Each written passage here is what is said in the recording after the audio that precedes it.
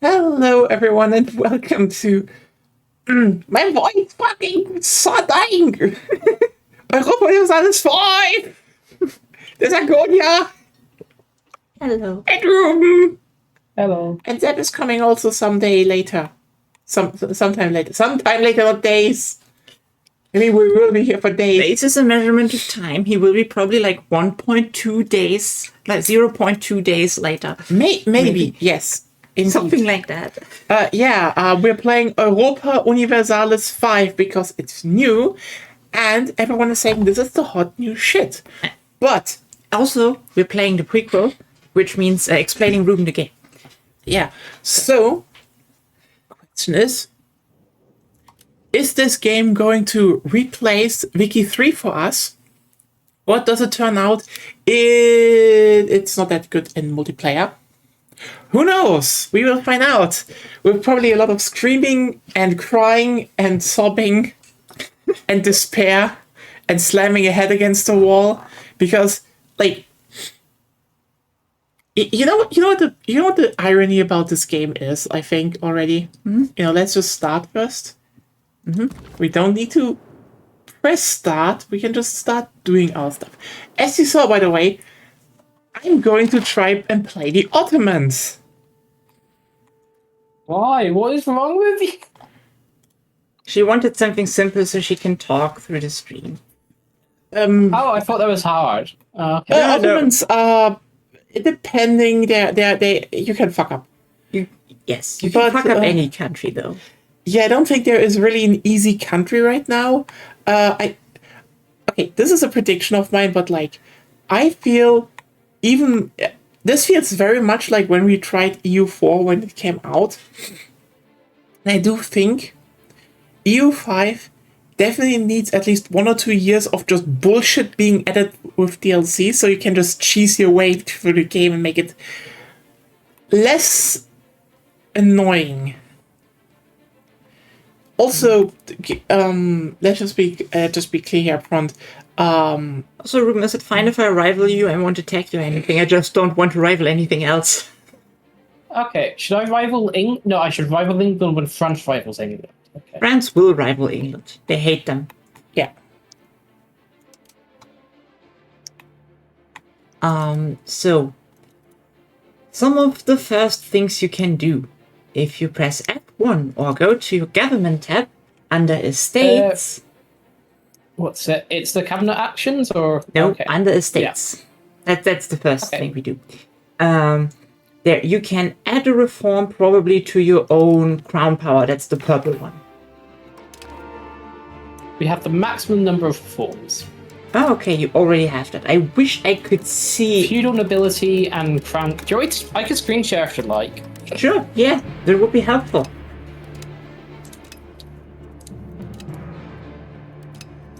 Unless you can't in this. No, I can. Alright, that's good. Let's see. What do they give you? They give you, okay, yeah, that's okay. In the long run, you probably want to get rid of one of them and get something for more crown power.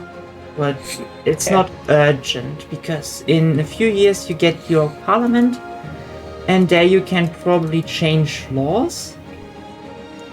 Because if you go to laws, there's estate laws, and there's distribution of power. Oh, you already have one with crown power. You can click on it. It's no problem. It shows you what you have and what you could have. Just seeing you already have one with crown power. But there's one with even more. Someone favor the rule there. Yes.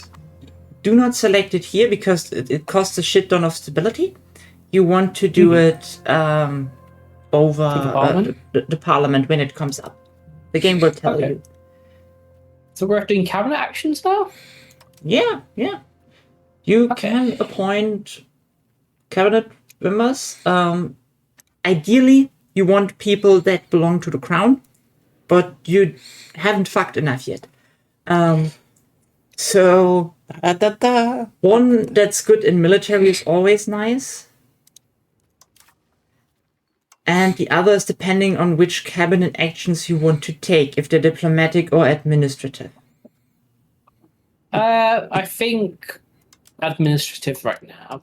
Depends. So that would be. You can just look this at guy. You can look at your actions first, because your cabinet can work without him. So there's a back arrow on the left, or you do that. Okay. See, there's no cabinet action assigned on both. You can just click on them, and on search there's this icon, and there you can toggle like filters. Like for example, and because this guy's military. Yes. So things that are useful as, for example, monthly legitimacy, because you want that at 100 for more crown power. Okay, so we're just doing that then, basically? Yeah, until you need him for something else. And you don't really know which one of those you want, because you don't know what you want to do right now, right? Well, I kind of just want to focus on building up the economy. So then look at the cabinet action that builds up your economy.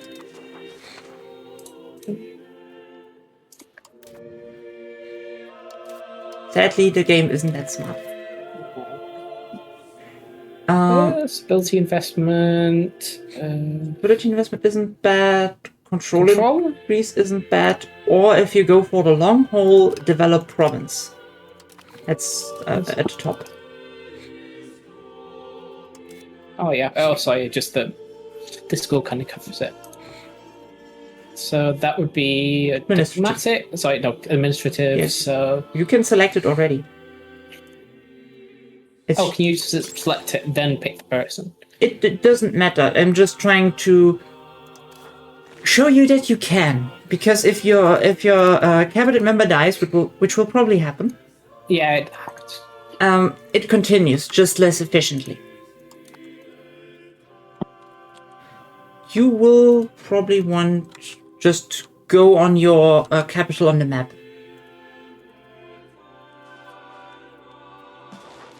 Yeah, that's your capital there in the province. See? Good. Next up, we're going into your budget.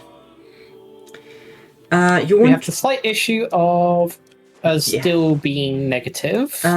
Automated taxes first. On the left side. The AI is good enough for that for now. Increase the minting to a blue 0. Yeah, because then you're not deflationary or inflationary. Inflationary. You technically you could argue you want a bit of inflation, because then you can have parliament actions also that reduce inflation and stuff. It can be useful. Okay. Next fort up, maintenance. De-automate fort maintenance, I would say, and turn it down. Navy, army. You can keep that for now. Keep that for now? Okay. So already you have some money. Right? Let's go into the automation process. That's Age of Traditions, and the top right, the cogwheel. Top right of your screen. Yeah. Yes. No, not that. Oh yeah, that one. Well, that's your research. That's fine too. But I said below the Age of Traditions in the top right. The cogwheel. Oh, cogwheel. I thought you said cockwheel. Yeah, that's what I said. I'm sorry. So you can automate your trade, because that will probably be a bit much for you. Especially with a big country. Definitely. Production methods you can decide on your own. Otherwise, just scroll down to the bottom. There's replace admirals and generals. That's basically when they die, the game automatically sends a replacement, and you can micro if you want to and have the time. Otherwise, you do not need to worry that you have no general there. Mm-hmm. That's the important part. That's technically everything you need to automate. The rest is stuff you probably need to learn. Okay.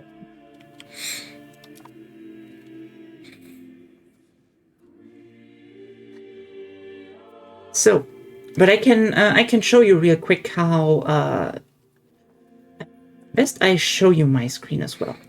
Wait. Wiki 3. Not Wiki 3. So here. So for example, I have weaponsmiths that are not very productive right now. And so I probably want to change the production methods. But I do not want to search every fucking weaponsmith, so I go into production, search for a weaponsmith, and if I click on here, this fucking totally not visible thing, unless you know it's there, you can click on here and say, hey, this is profitable. Let's click on it. And every weaponsmith has this production method now. That's how That's so unintuitive. I told you the system is shit. The UI is the worst part of the game. Okay, so if I go... So my Potter's Guilds... Okay. They don't have alternative production methods, I can tell you that. But they want clay, right? Yep. So that would be under trade, wouldn't it? You can look at it under trade. You can also look if you have clay somewhere in your fucking country. But I don't see. How the fuck are you supposed to look for? You go to that's Control R. No, that's not how you look in a big country. You go to production, goods, type in clay, and then they show you every source of clay you have. Like it tells you first the balance of clay, the price of clay in your market, if you can import or export clay, if you can build buildings to get clay. Those are the most inefficient. And then rightmost side is clay RGO in your market if you have it. So if you have a clay RGO, assuming you have a negative balance of clay, then I would probably at least build a level of that. Yeah. Similar to Wiki. Okay, so... but in the most unintuitive way... Oh my fucking god. Yes. The most important thing, which you can look for in production menus, the building tab, is if you put in market or whatever, there is marketplace. That gives you a lot of cool things, but the most important part is it gives you trade capacity and trade advantage. I think that is market villages and market warehouses. Market warehouses give you, if you hover over them, a lot less. But they give you stockpile capacity, and they give most of the trade capacity to your burghers. So if you want to strengthen them, which you probably want, they're good to build later on. Okay. But right now it's just marketplaces. Marketplaces. And if you hover over marketplaces and then go into the bottom right of the tooltip, you can see costs. And in this case, because we're going through a shitty menu, there will be a small pop-up with costs, time and days, and employment and stuff. And if you hover over there, in the third tooltip... Yeah, okay. So that could be the most profitable place. No. No? Okay. Bottom right. There is where your right mouse cursor is, right mouse button is shown to build marketplaces. There's a number. If you go on there, there's a small tooltip pop-up. And if you go on that cost, because we're in a shitty UI, in a more shittier part of the UI actually, there's another pop-up, and it tells you the base cost is 52.83, based on how much traditional economy you have, your ruler's administrative ability, and your development.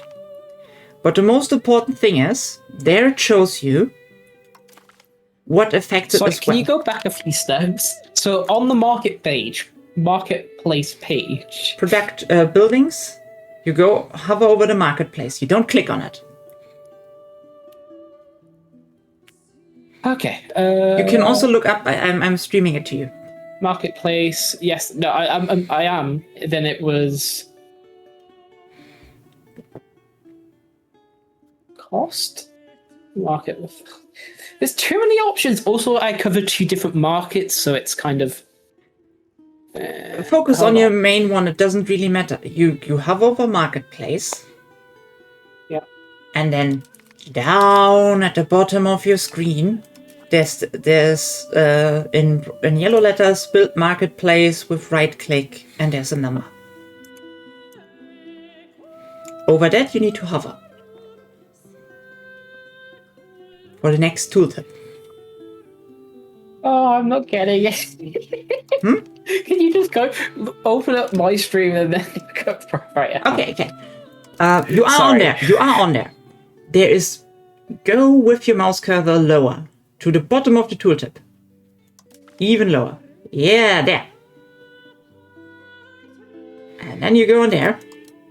And then it tells you you want glass first to get another 33% bonus on the cost of marketplaces. So, what do you need to make glass? You need sand and glass makers. So you can go onto goods for you. Okay. Sand. Okay, you have a melee and you have an RGO for it. So you can build that RGO. Then we go to building spec, because you're in goods. You can go to glass. And there you can build the most profitable glass maker.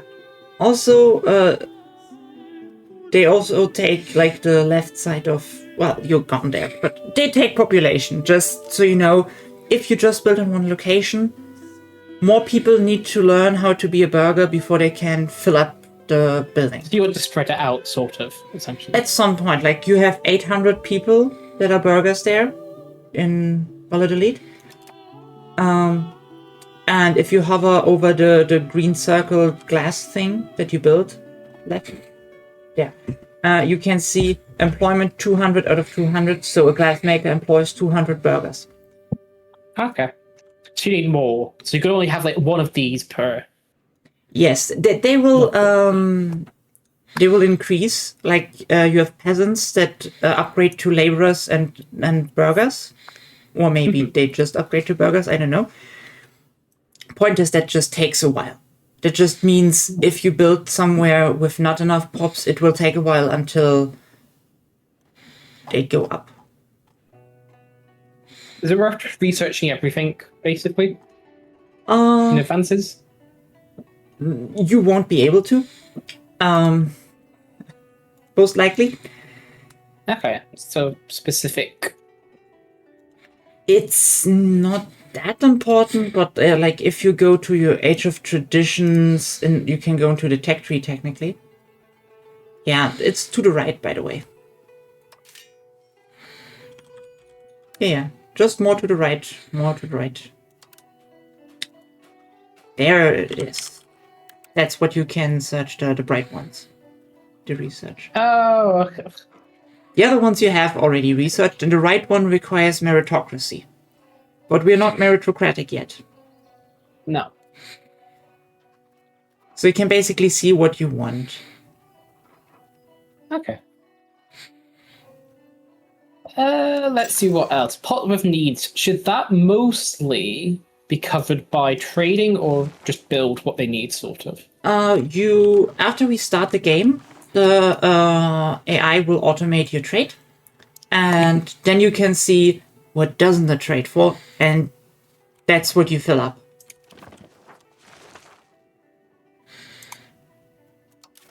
Basically. Because what we now set up for you is basically everything you need to build cheap marketplaces. So after it's done and cheap, you build marketplaces everywhere you can. I'm building a bailiff and hope and see how that works out. It's fine, but it gives you events because the nobles will tax the peasants, and yeah, well, a bit more control shouldn't be that bad. Yeah. The only other thing, yeah, don't build them yet. You need to wait until the stuff is in your market. room. So you have to wait until then, basically, before building. Yeah, of course. You cannot use the sand that's not there yet. Yeah. What else could you do?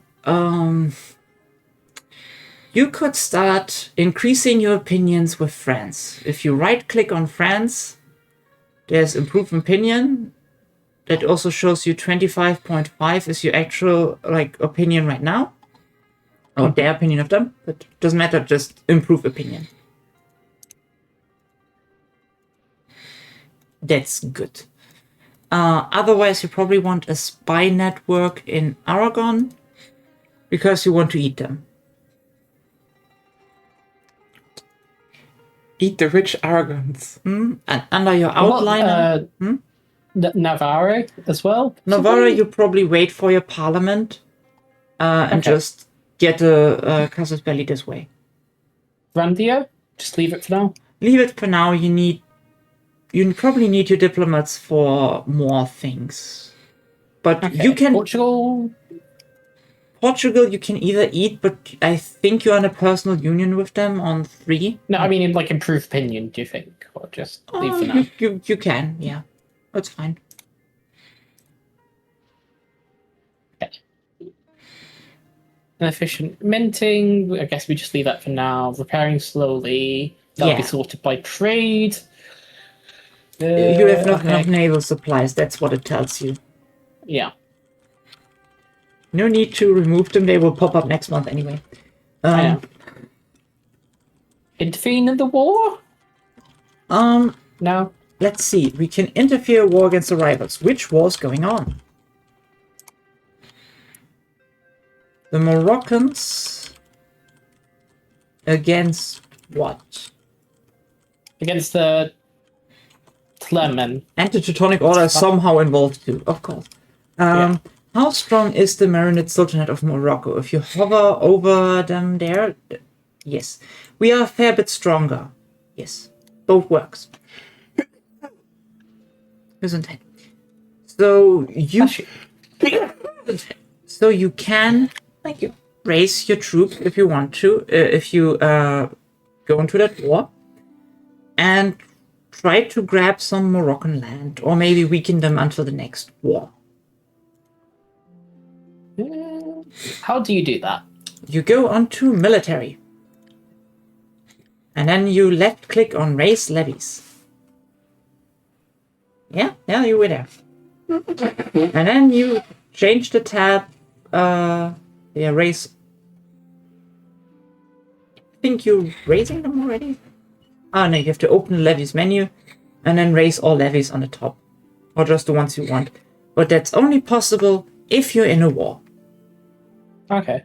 So I have to basically join. Yes. I think I'm going to leave that for now. Just let them do their own stuff. That's fine. Okay. That's fine. Just because I want to focus on economy, then move on to military a bit later.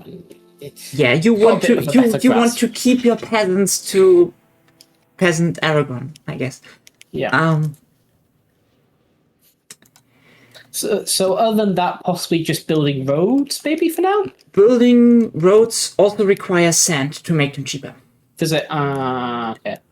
Don't feel the need, like in Wiki, to go into basically debt spending or spend all your money. There are events... No, I mean more in terms of just doing stuff in the meantime. Probably waiting for stuff to build. It's a slow game. Okay? Is it? Okay. It's a slow game. It takes a while. Very slow, actually. So, yeah, you can take over from here, I think. Mm-hmm. If Room has questions, because I'm needing. My country needs me. My country needs me. Whee! I need to build IKEA. I'm guessing you mean woods. Yeah. Oh, do you not have guilds or? Huh? Okay. I have guilds. Okay. I built IKEA. I'm Sweden. Oh, okay. She means that. It's like, yeah.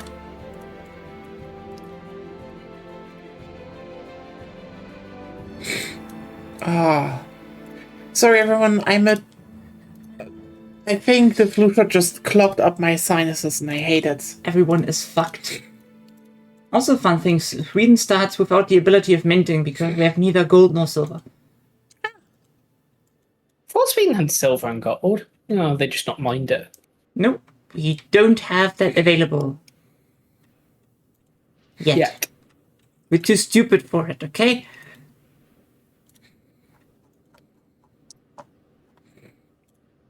Instead, we build chairs and books, stuff like that. And then you can build your furniture with empty books. That's what we do. I really do see what you mean by the UI. Yes, It's the worst.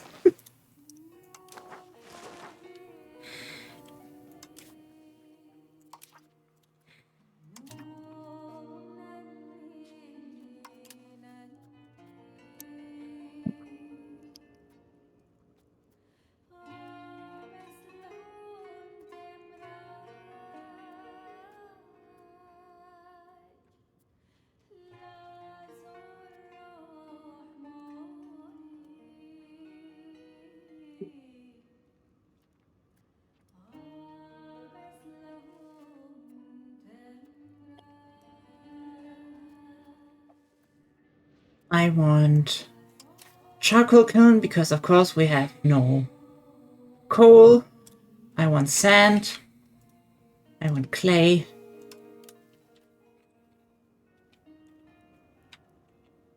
Yeah.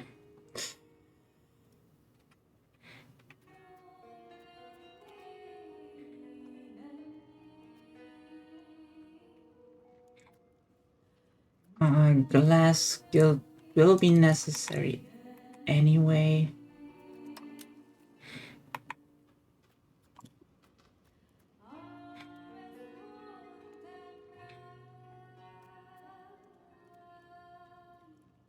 okay.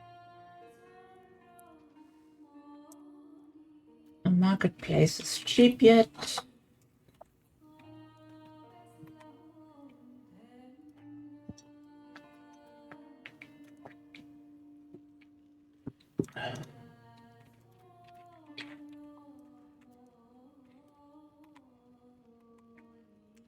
Should probably enable protected favor of the wealthy, because then the burghers don't get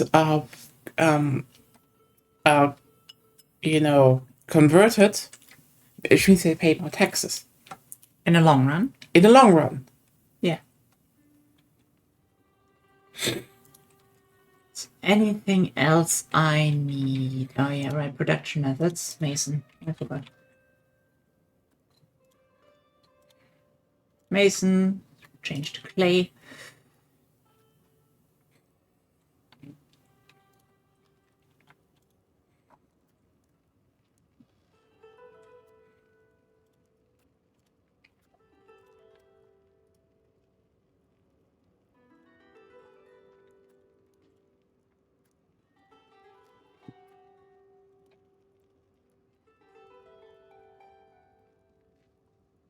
He can settle my tribesmen.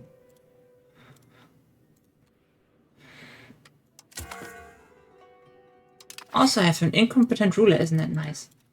Ah, great. The Swedish are incompetent. At least he is.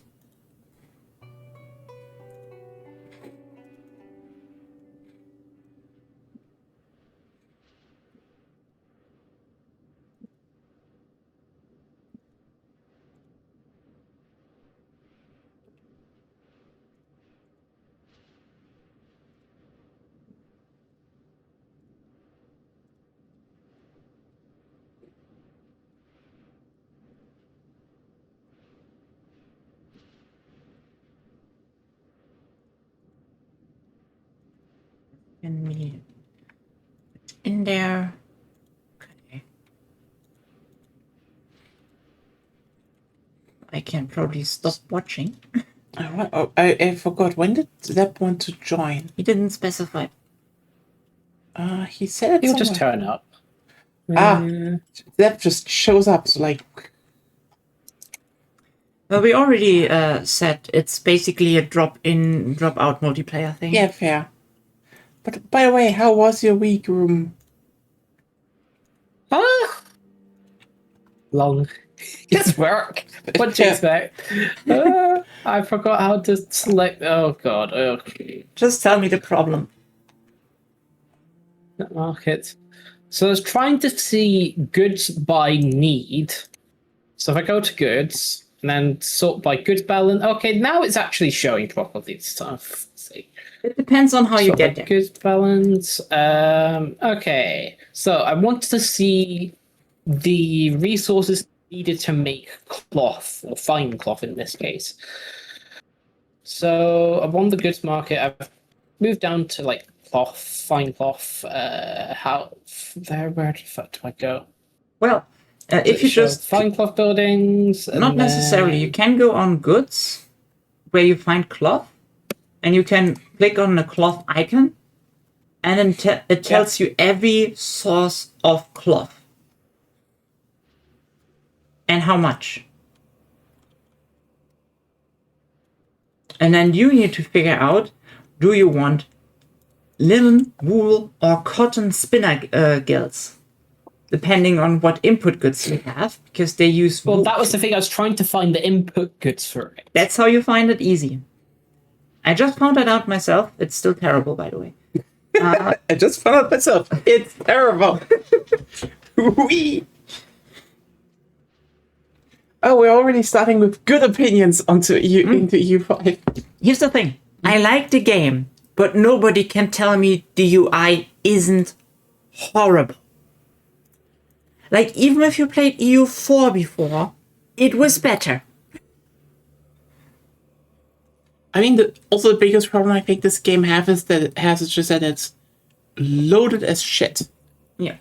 Like, if you go where I told you, goods onto cloth, you see, like, for example, cotton spinner guild, and if you hover over it, it tells you, oh, that needs cotton. Wool spinners need wool, and linen spinners need fiber crops. Ideally, you have that in an RGO. If not, there are also some rural buildings that can make smaller, more inefficient amounts of fiber crops, for example. Or wool. I don't think Castile has that problem, but still.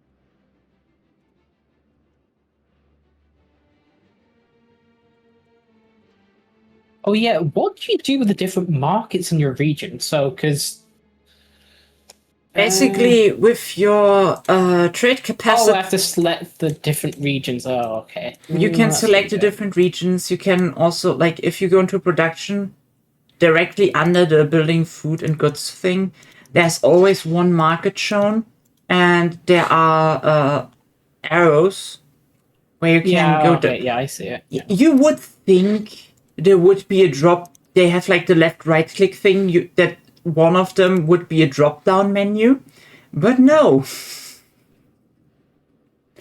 there isn't.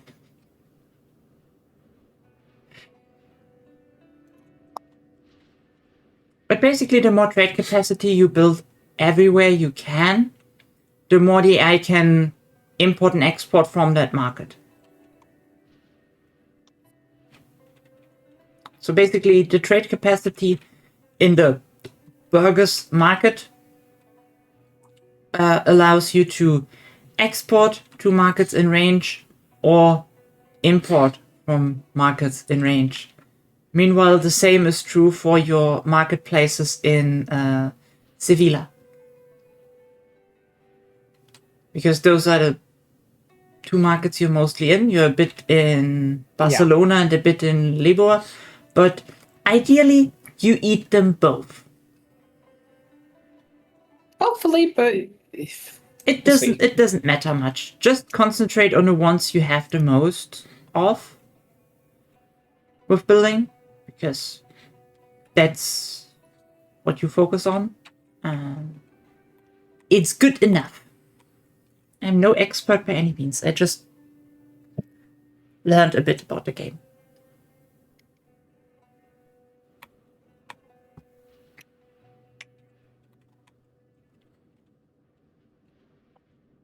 Okay. Are we going to start? Or are We just gonna... can start. Could start, yeah. Sonia. Okay. Sorry, this was just a lot of to set up and talk, and so this was why I held a bit back, but let's go. Okay.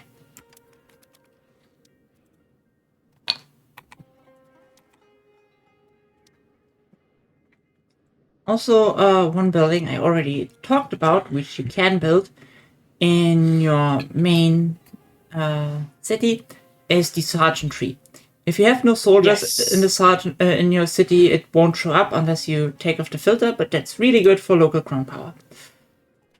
Okay, and Portugal just declared as our rival. Okay.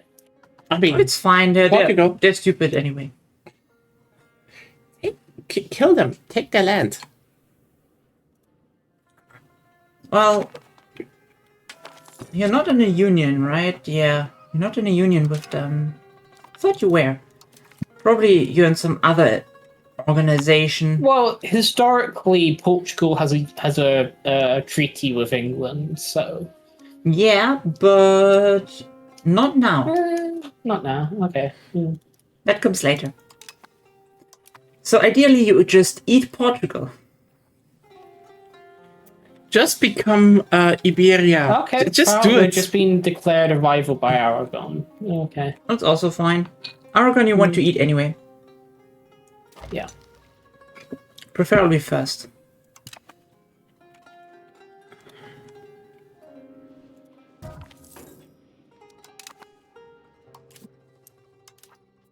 Inefficient minting. You have to wait until I'm done building shit, and then I can build the markets for cheap, and then I build the rest.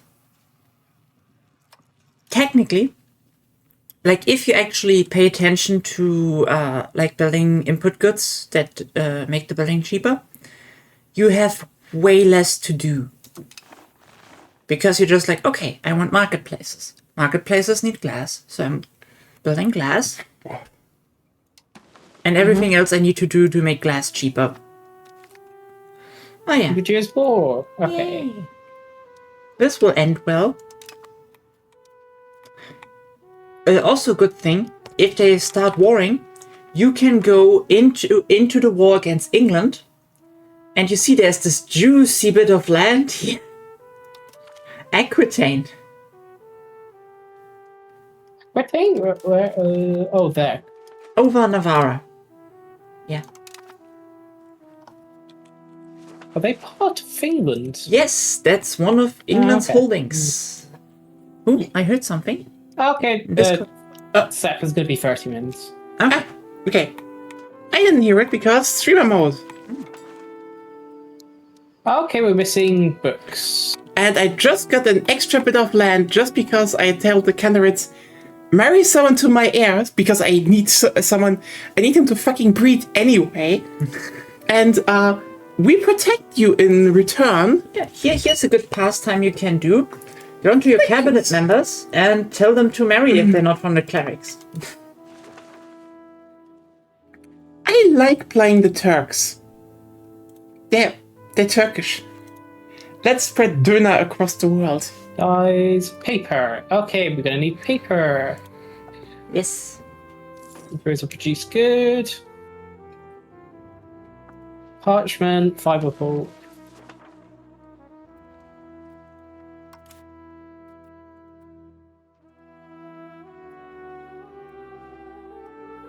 Fiber crop. Yeah, depends on what you want to do. Do you want it through fiber or through... Can you do wool already? Let's see. No, only through fiber or leather. Leather you get through, I think, tanneries and livestock. Okay, there's lots of notifications. No. Well, that's because you put them away. Just let them there.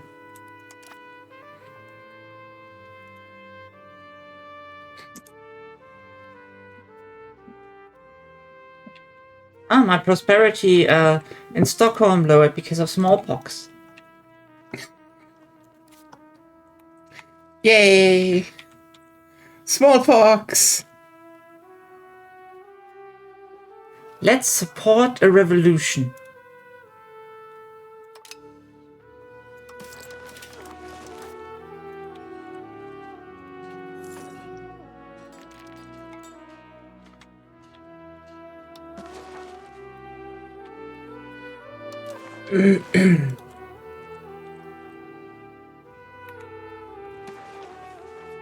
That's 14. So I'm gonna wonder how good this is gonna be with a bailiff.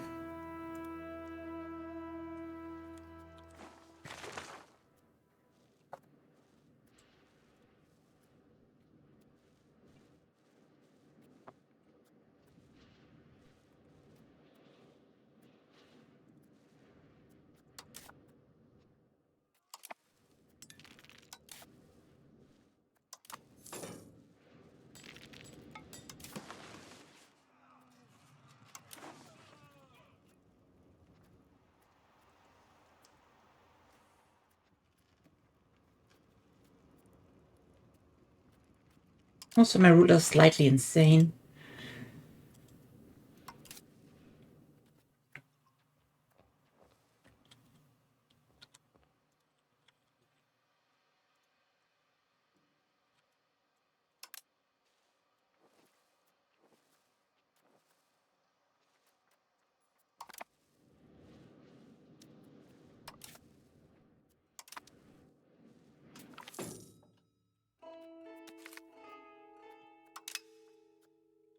Like, for example, one thing, I am also in the Riga market, and the Riga market often has no food. Konya, Izurum, Sivas, or Tabriz. But as long as they don't start starving, it's not that bad. A son is born. Osman. Yeah, sure, Osman.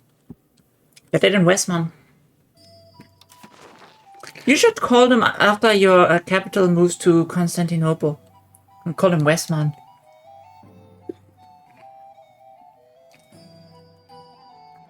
I'm like 99% sure the name has nothing to do with East or West, but Yeah.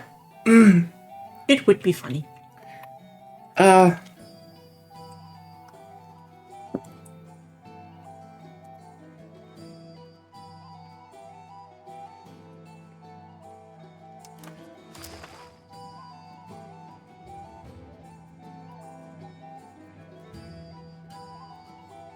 What? Okay. Oh, why? Why? Oh, I don't. Why? Just look at her capital in Sweden.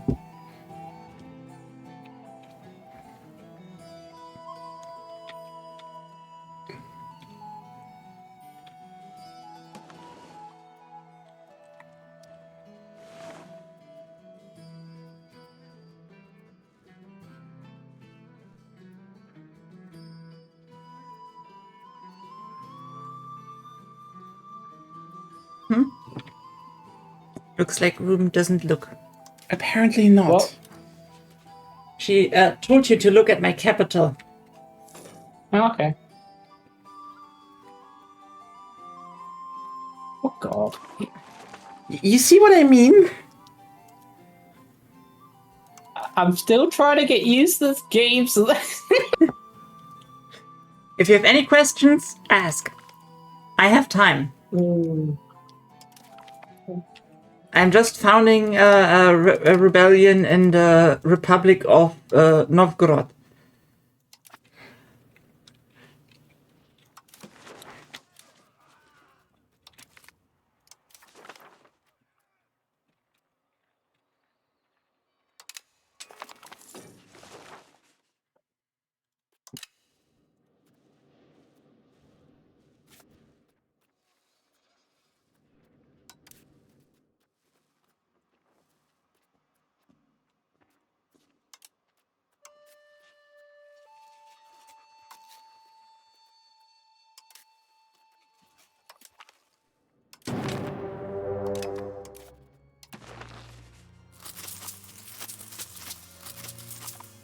Okay, so I've now got some glass ones, so I can now start building markets. That's a good idea.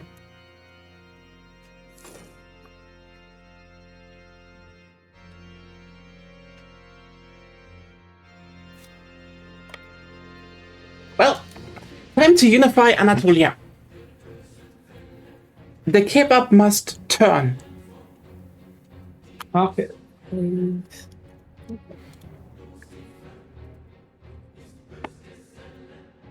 And if you think that is too stereotypical, then we can also say the iron must flow. Whatever rocks your harem. Interesting. What?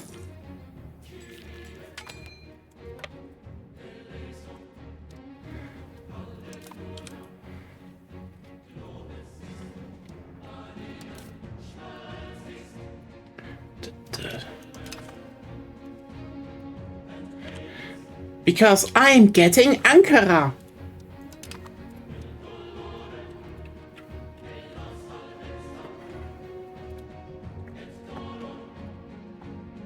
Who doesn't like some Ankara?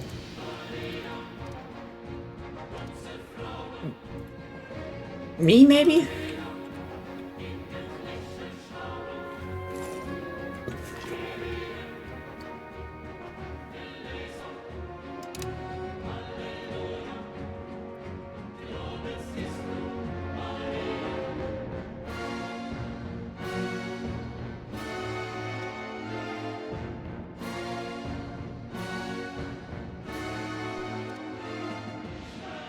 I need to micromanage my market a bit. Because the eye won't buy coal. So I need to do that. Luckily there's a slider, like if you want to do a bit of a bit of your trading of your own, you can basically say this much of my trade capacity is automated. Which is good. And they are dead. Siege Ankara.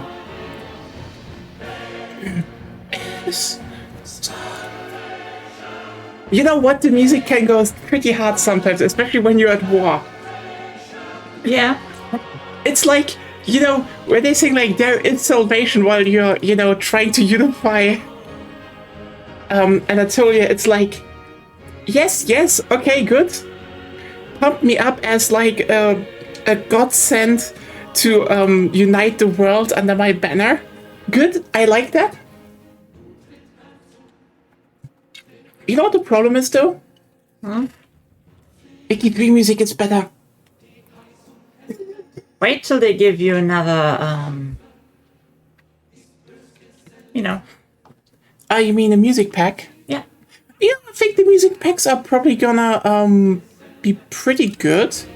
The question, okay, here's the thing though.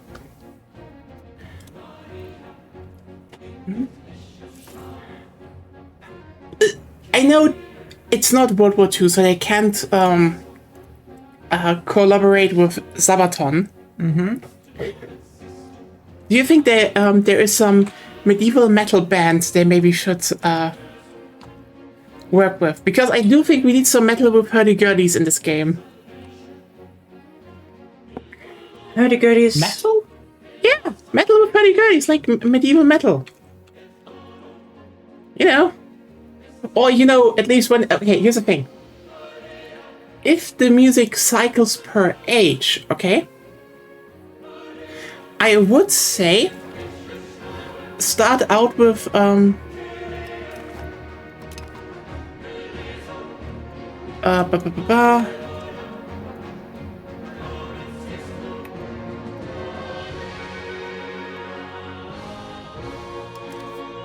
that you go and start us with maybe some, you know, if you have some music packs together with people, have maybe some for the earlier eras, medieval metal, hurdy-gurdy, etc. But when we're getting to...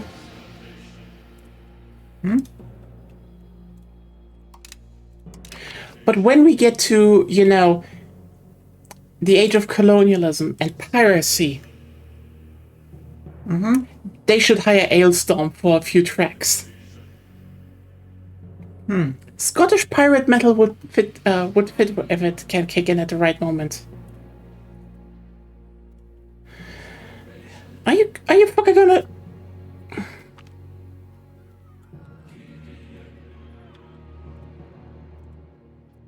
War! War is coming.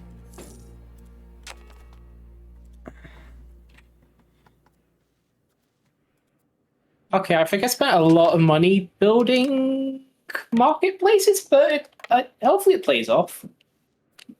Works out. Is that just what you do? You spend a bunch of money, you just build them all? Basically. Okay.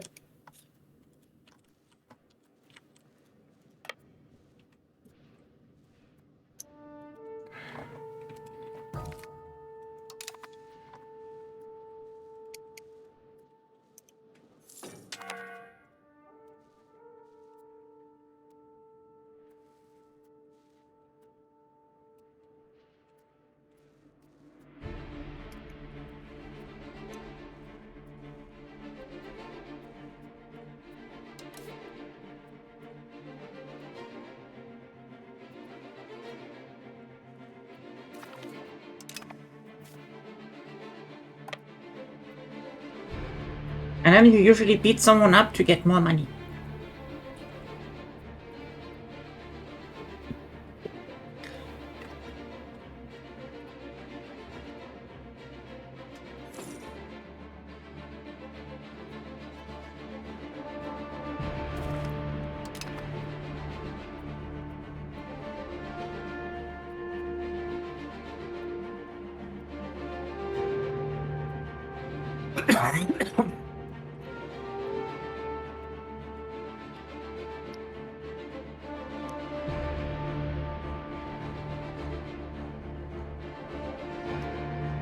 Never enough people for anything.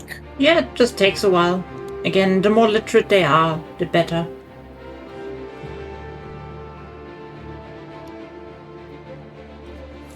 Otherwise, it just takes time.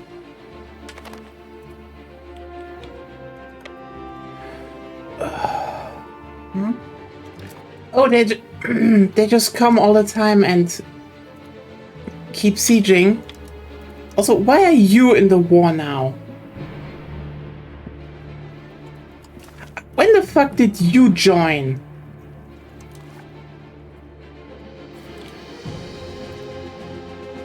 Okay. You will get slapped. Get fucking slapped, ass. Is you talking? Oh, okay. No. This is just some inter.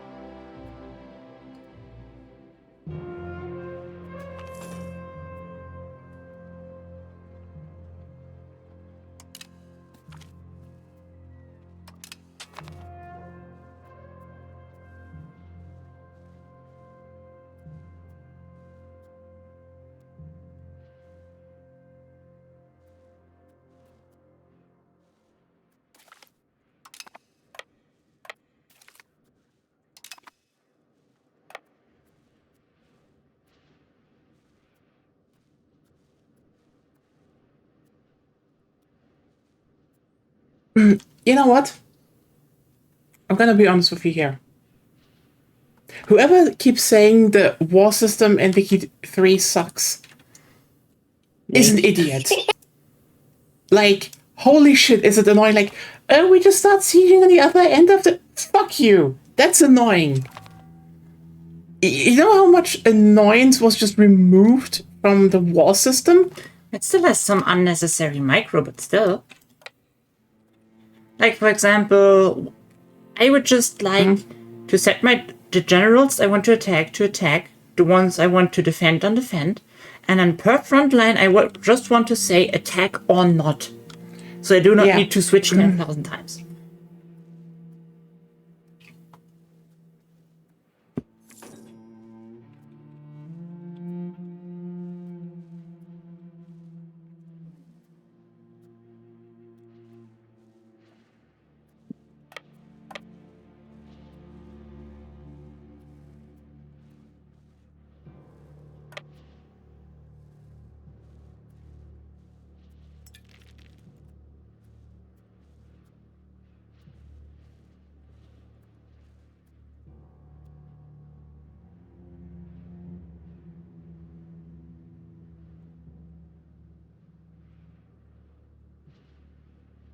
My subject has no boat, so it needs to go the whole curve around Scandinavia, basically.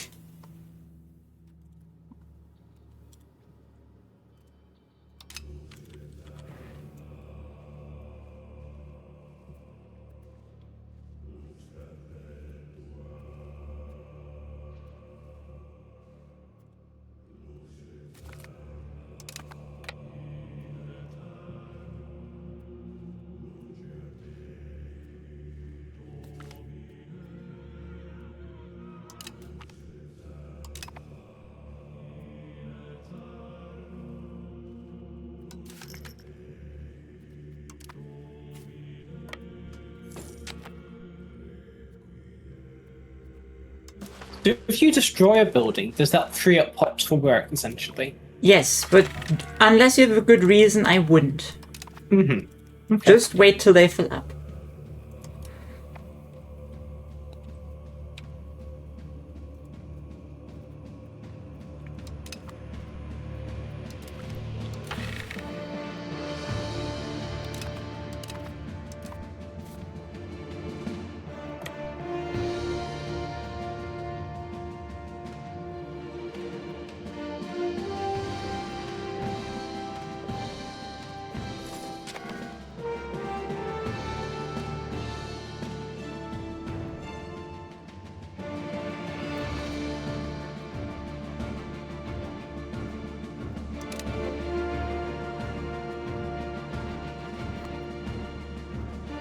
Also, in war and stuff, when you have pop-ups, you want to be gone fast, just press C, same as in Wiki.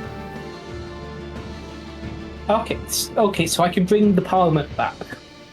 Can I get a little bit of help with that, maybe? Yeah, sure. What generally, since you want to change a law, if I remember correctly, you want to change. You want to choose an issue that has the most chance of success. Okay, so if I go to government, which was it? Parliament. Is it laws? That was it. Yeah. Like, you want to hold it in your capital to get more centralization. And I just choose an issue that I'm fine with that has the highest percentage, because we do not want to get that through anyway.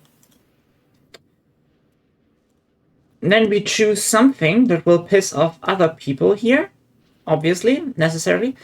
But with the added benefit, I need to go back. War is hard. So if you have 50% support or more, you can ask for law changes. If I go up a level, is that it? Sorry. Should we pause? If you want to pause, you can pause. Yeah. So, I'm I show you real quick. Am I still streaming? Yes, good. So, if you look at my screen, I have an issue that has already 51.15 support. That's what we want. I have ties to neighbors that things happen while it's debated. If it passes, you get things. Later, you probably want stuff like that. But right now, this is a means to an end. We want to go to ask for law changes, distribution of power, favor the ruler. And thus we get it without paying stability. Okay. If I do not have 50% support for anything, so... How much have you, like the most? 13. 13 is the most you have? Well, 13... for specific law, or to... Not base for support in the specific law. Parliament? The base support in Parliament, because there's no chance Base for support law. in Parliament. Yeah, 13%, so no chance for law, basically. Well, you can go down here to Parliament agendas. And basically, there are different things depending on how powerful they are that grant you more. But, for example, if I go to the serfdom movement here, you can see it. Well, I don't have that Parliament agenda. You have not asked for law changes? I don't have asked for law changes because I don't have more than 50%. I have 13%. But you have it here, right? If you look at my monitor. Yeah. So, to get We to... don't have the quarters in section, so I need to call the session. And then With Parliament issue, bolster government, maybe? the highest percentage you have. High percentage you had. Increase ties to neighbours. Yep, that's fine. 36%. Yeah, you just want the highest percentage because you do not care. It's basically pay 7 stability to get something done. Because Pass for law changes. Okay, yeah. Yeah, so you do not have enough. If you look here, so if you do not have enough, you can scroll down to Parliament agendas, and the strongest thing here, like you need to choose what is too much for you, because if you click on something, as you can see, every other strata of people will be pissed off. I know, yeah. But getting the crown power is important.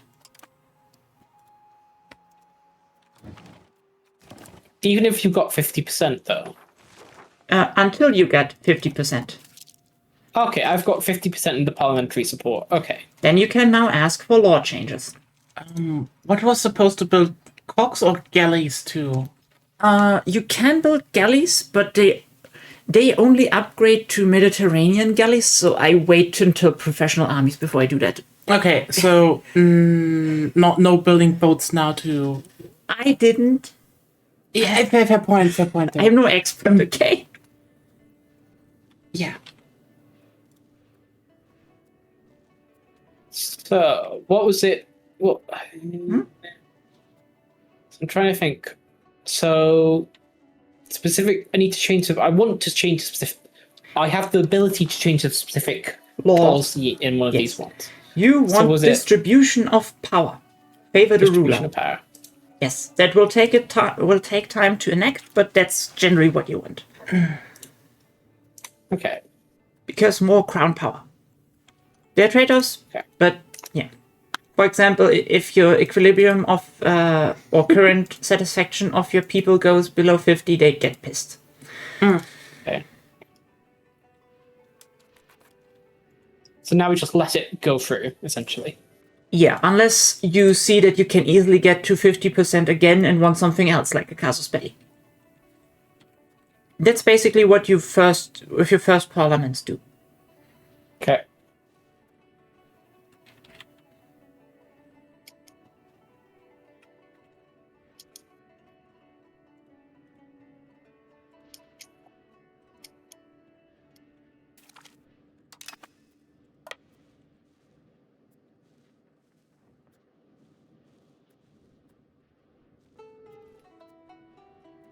Oh look, my subject is finally here.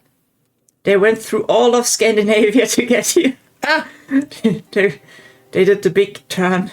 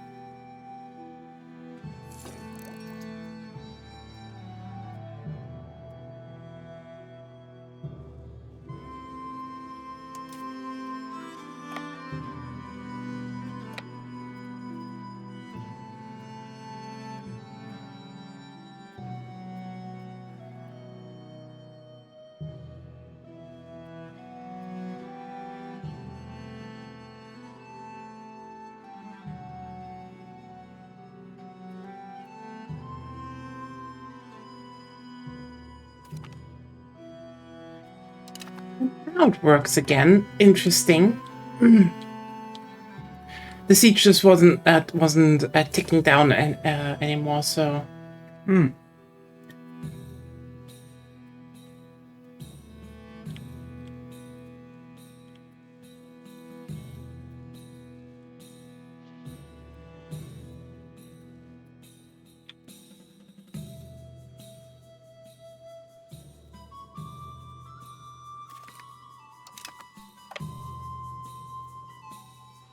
Okay.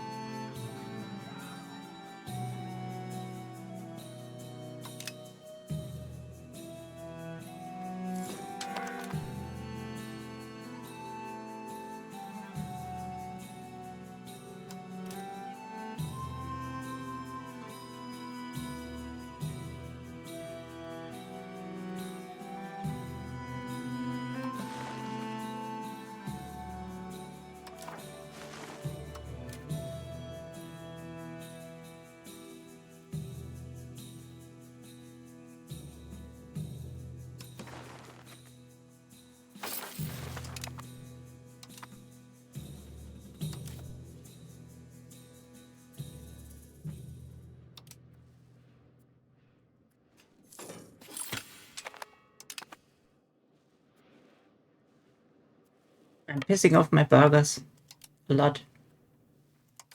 Okay.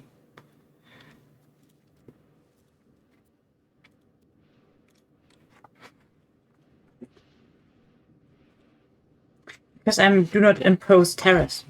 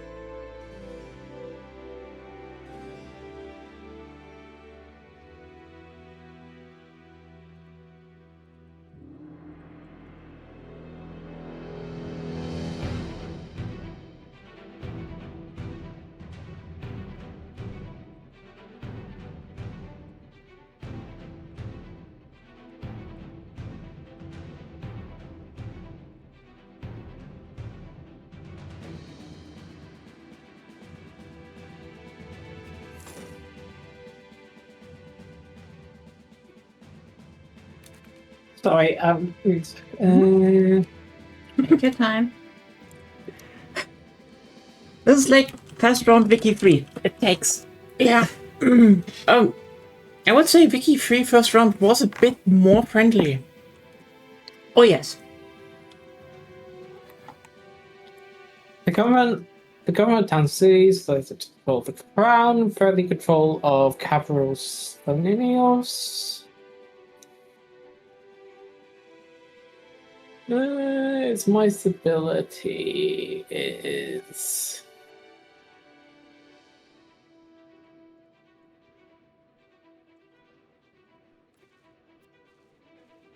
The most important thing is your legitimacy as high as possible. Stability hits, even in a negative, you can stomach. It's not ideal unless you need to, but... Well, it's still increasing and it will rise up, it's just, I guess. Mm-hmm.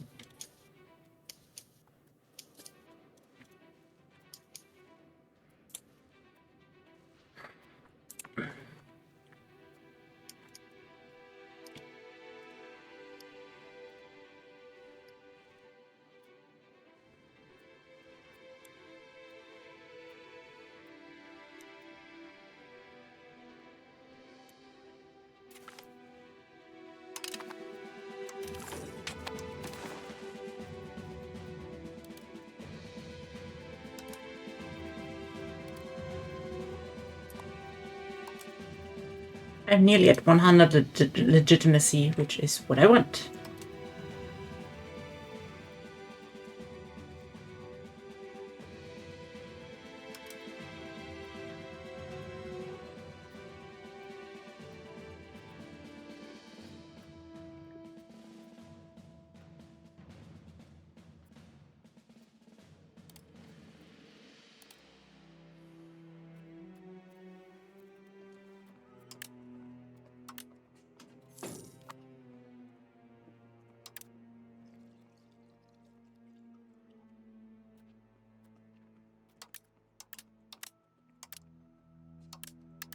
Okay, my child is slow. My child is intelligent.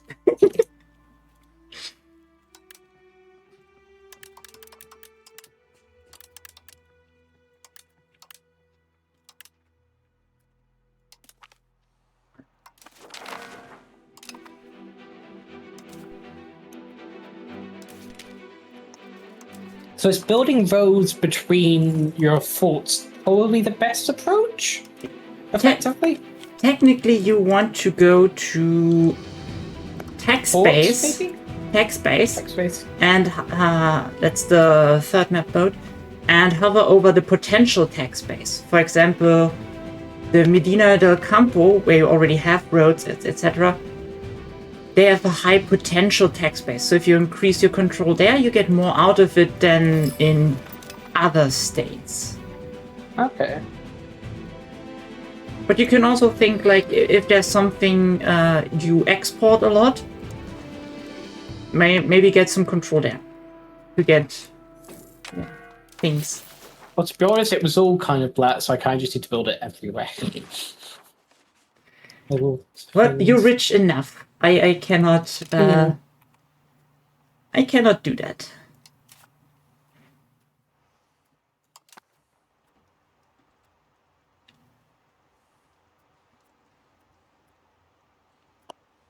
I just shook down Northbrook for like 100 gold.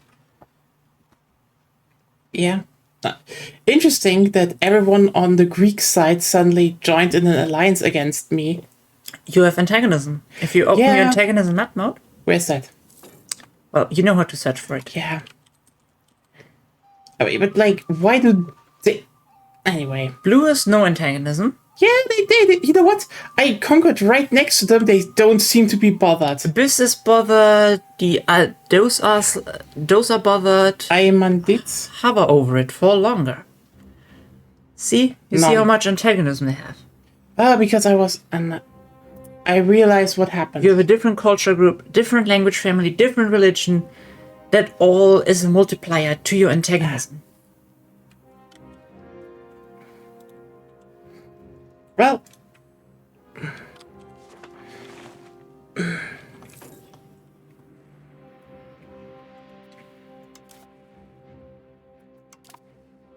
let's just wait until this one settles down a little bit again. But hey, I expanded.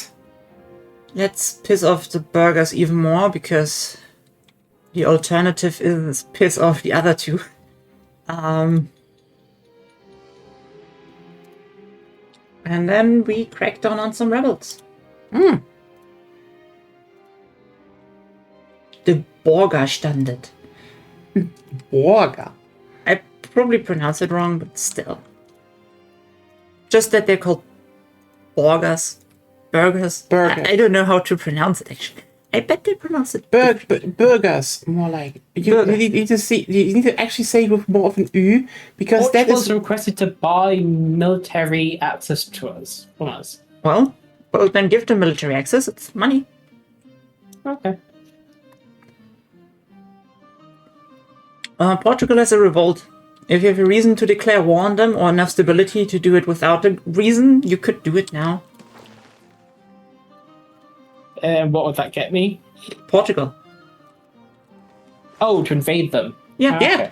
But they're in alliance with Navarre and Aragon, so you would have a two-front war. Front war. Yeah, I'm not doing that. That's fine. Just Not right now. it's your first time playing. Just be safe.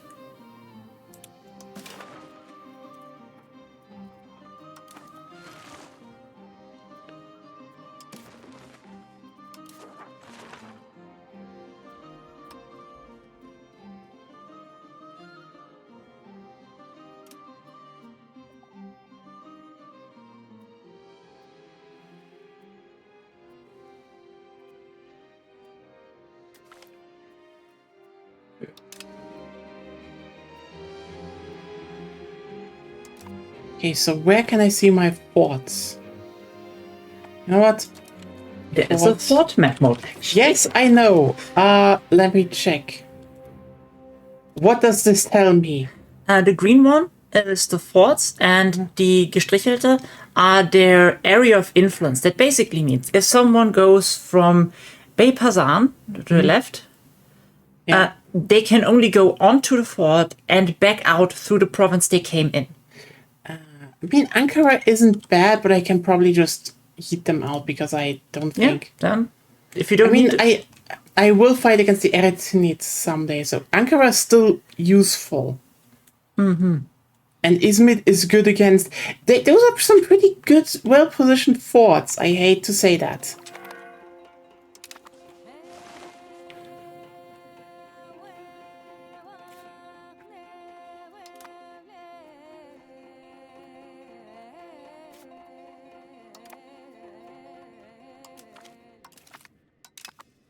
nice, my market is now also called IKEA. That's good. The Achaean market. Look at it. Oh, wait, what is the where? Control S.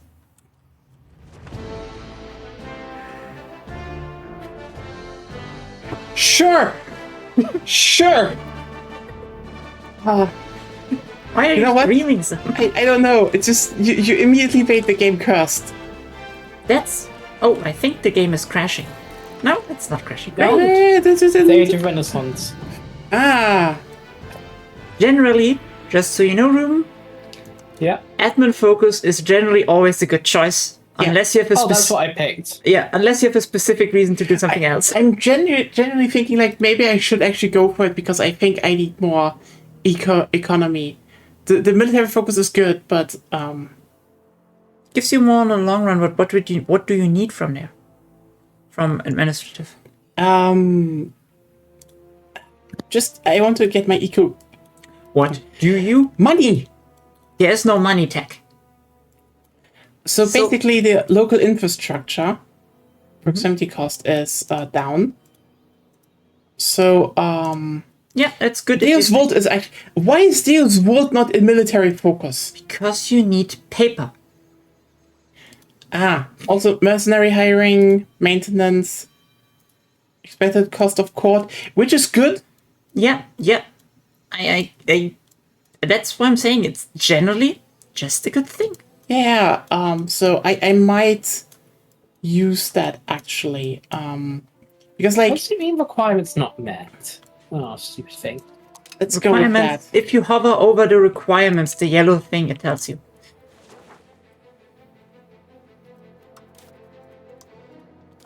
We haven't embraced banking.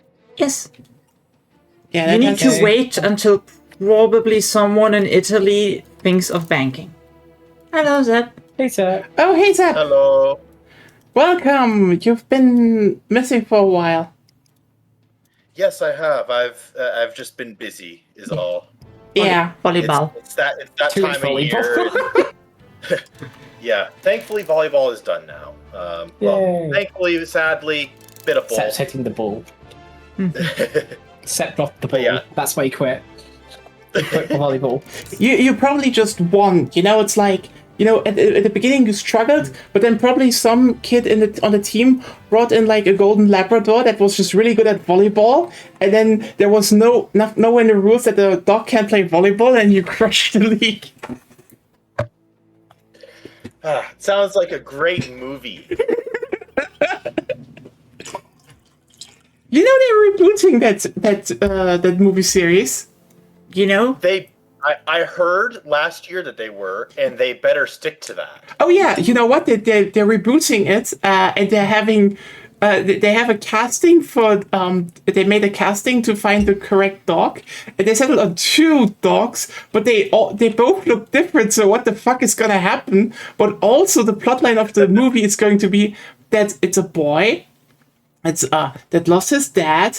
And then finds a golden Labrador Retriever that is suspiciously good at basketball, but also he finds a VHS of the original Air Bud movie in the collection of his deceased father.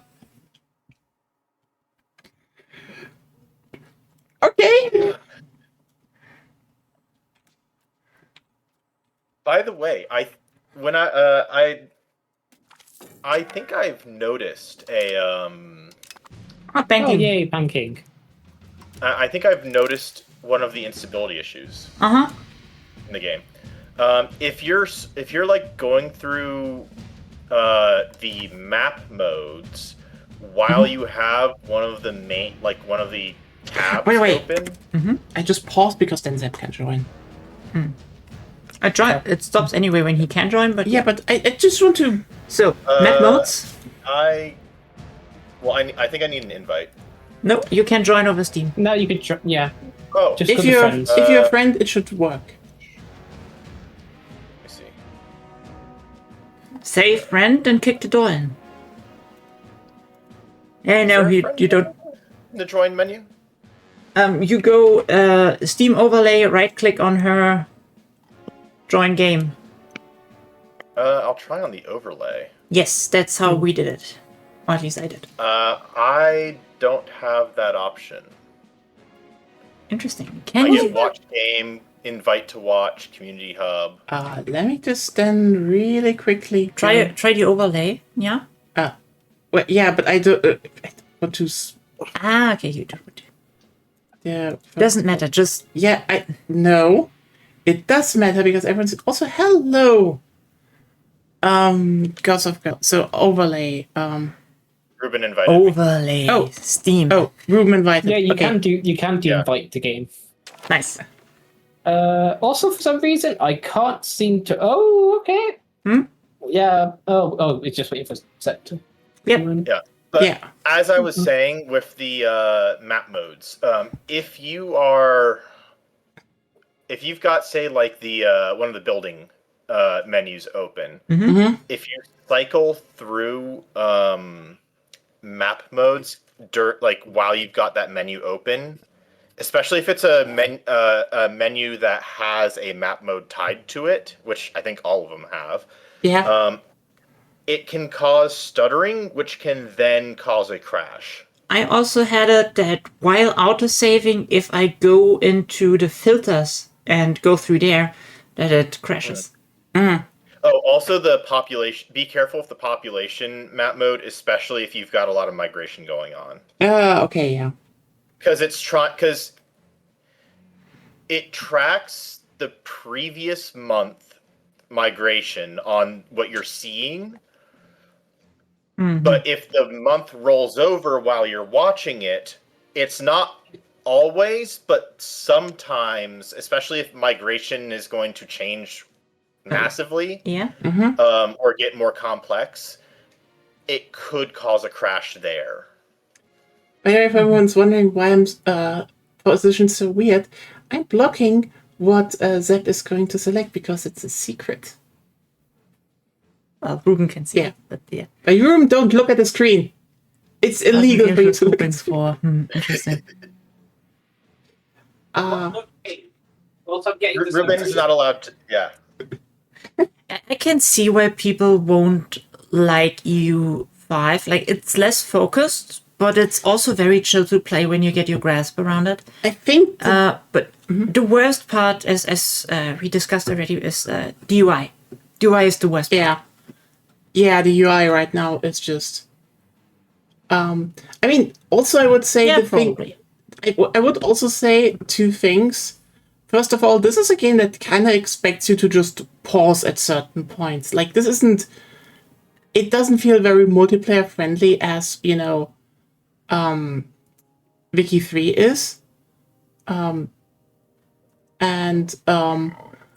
like, I think the biggest problem this game just has right now, as an entry hurdle, is just... There's just a lot. Like, I don't think it's particularly in-depth. And I would say over the next months, like probably even before the first expansion is out, this game is probably going to be solved. It just is a lot of time on, because, like, again, the moment you look at it, the main problem with the game is the UI. it's really the There's UI, definitely like an inherent problem with EU in general that it's just such a.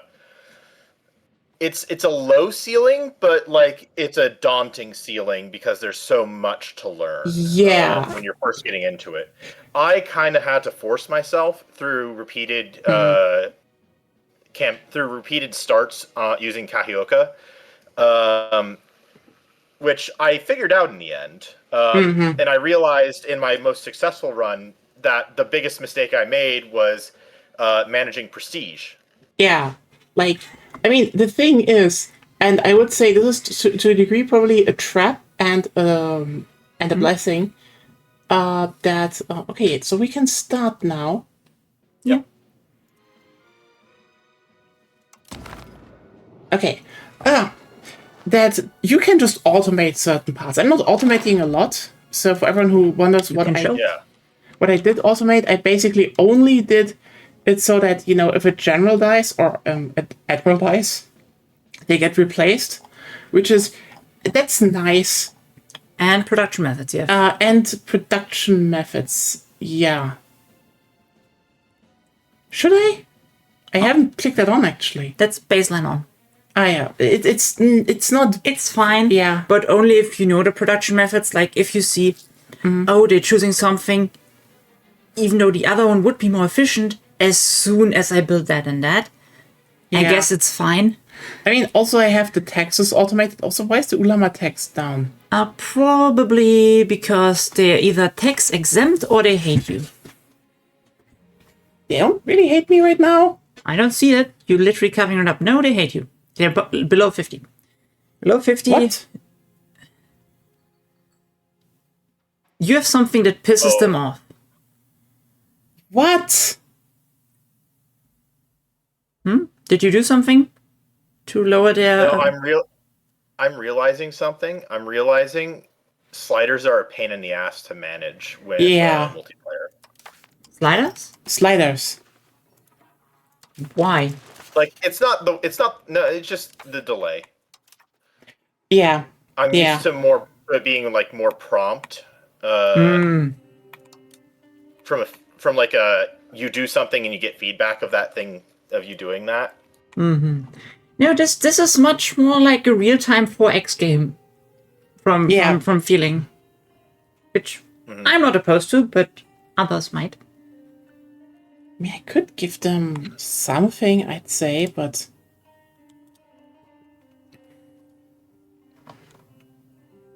I mean, the thing is just that,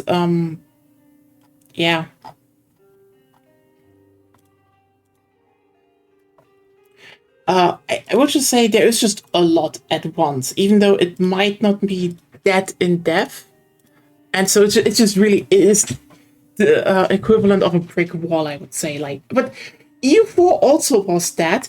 I would say the biggest upside EU5 has over EU4, despite EU4 having all the content you wish was in EU5 that made it, much more accessible, because that's the thing. I played EU4 roughly when it came out on a free weekend. I did not get it. Years later, we played it again with DLC.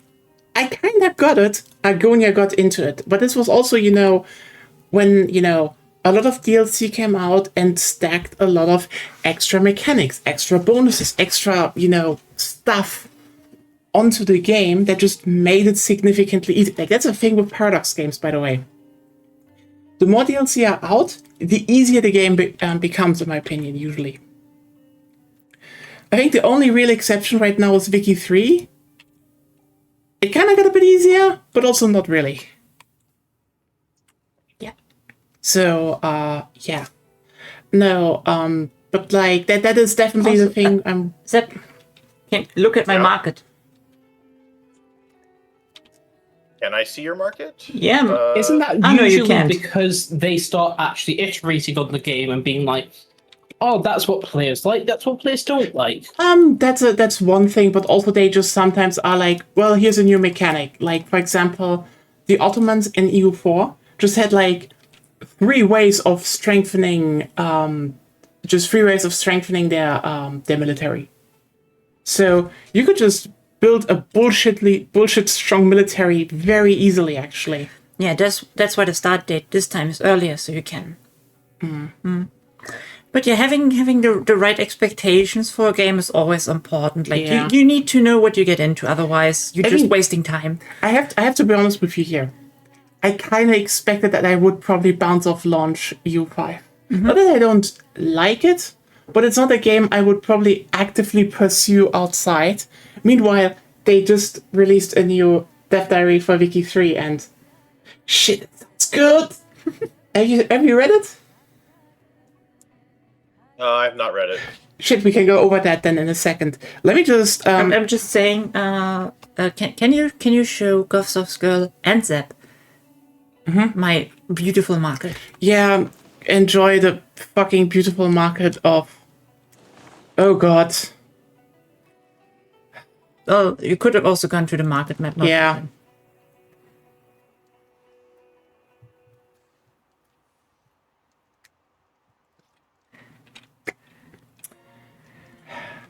Oh, cool. Yep. You can do fun stuff.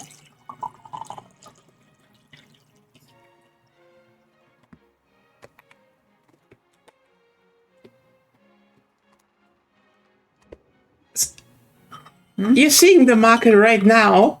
You see the name. You know what? I'm just like...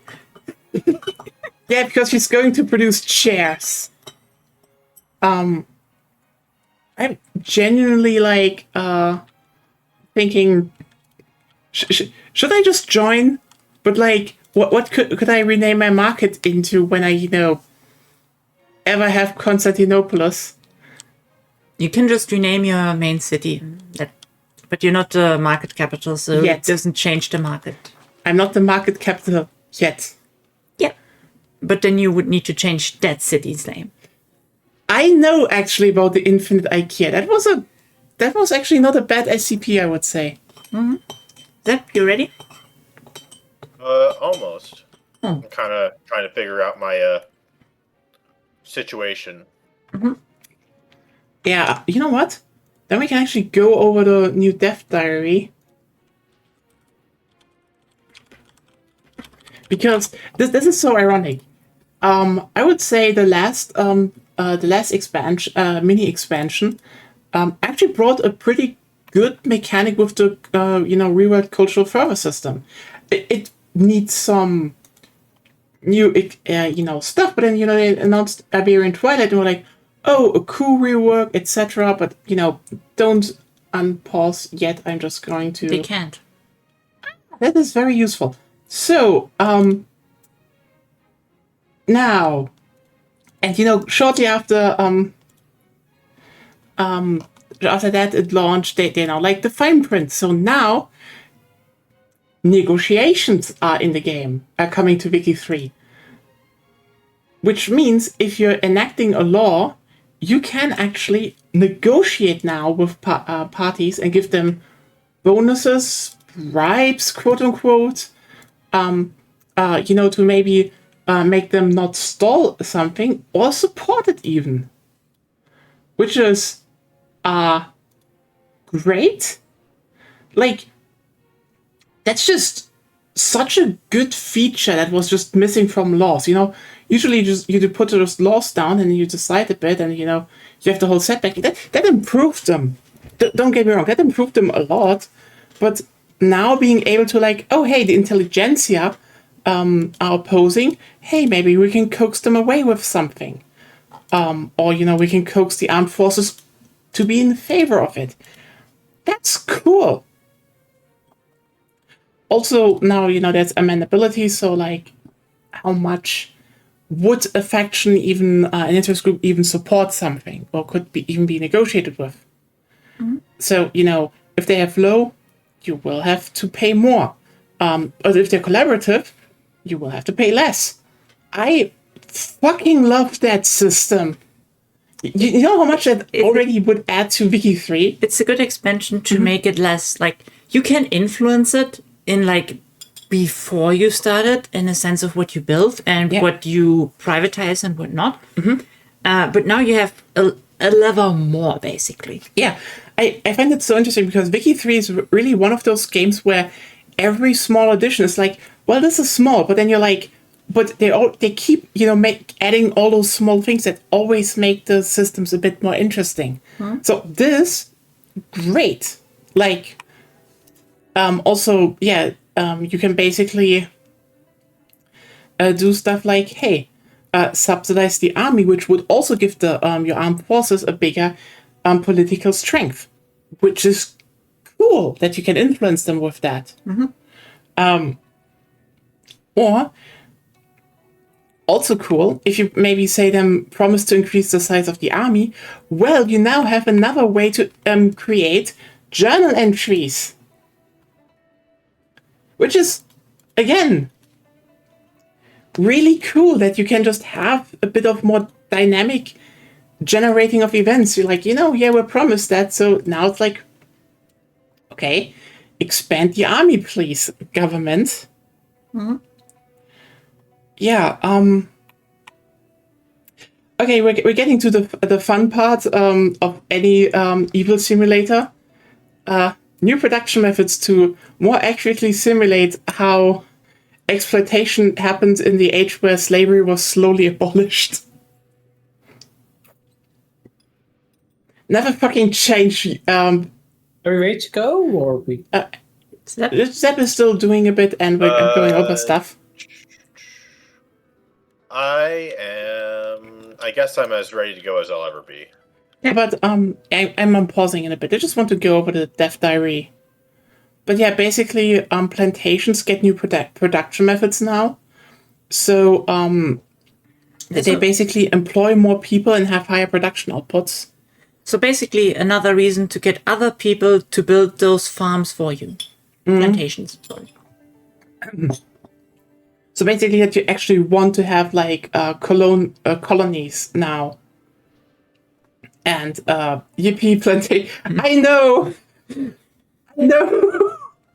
It's, you know what? This is probably the thing about enjoying Paradox Interactive games, especially Wiki 3. It's oh, I know I have a few black people watching my streams, and I'm they're improving plantations. And that's the whitest thing a person can say. Are they employed? Are they really? Not, I mean, technically employed. They're working. Just without pay. Yeah, there's some interesting stuff though, I would say, because that, for example, that you can actually improve the production methods the more the further you go forward. I mean, to employ less people. Yeah, that's why you employ less laborers and less people, but you. The general thing is that the plantations and exploitation just kind of gets. Yeah, because you Also, ghosts of I know the word. I know. It's inmates. No. It's yeah. I know. Okay, that's basically the same thing. Fair point. I just want to put it's kind of interesting that they do want to make it a bit more.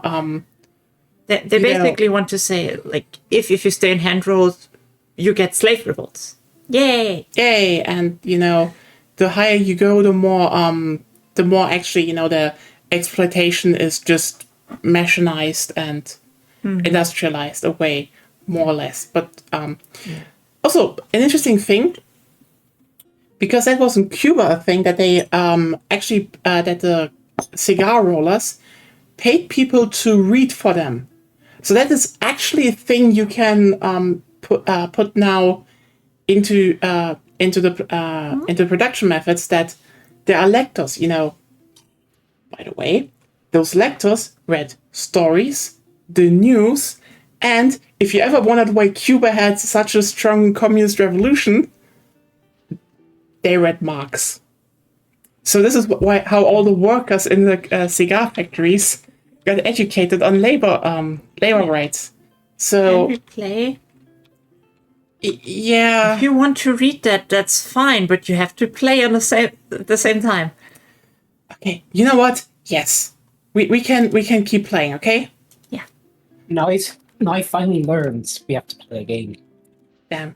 Also, what I also like what they now add on top of that is amendments, which is a free thing. Basically, that you now can make small additions to each law you have, to more fine-tune it for the countries you're in, and that's actually pretty cool.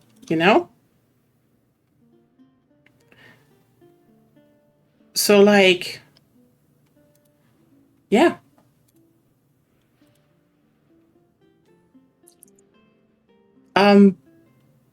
Also, regencies are now a thing in Wiki 3. Or are gonna be a thing in Wiki 3. So, if the person that would be on the throne is a child, it would have a region, and a regency slowly decreases your country's legitimacy, which is another reason why you want to go to democracy.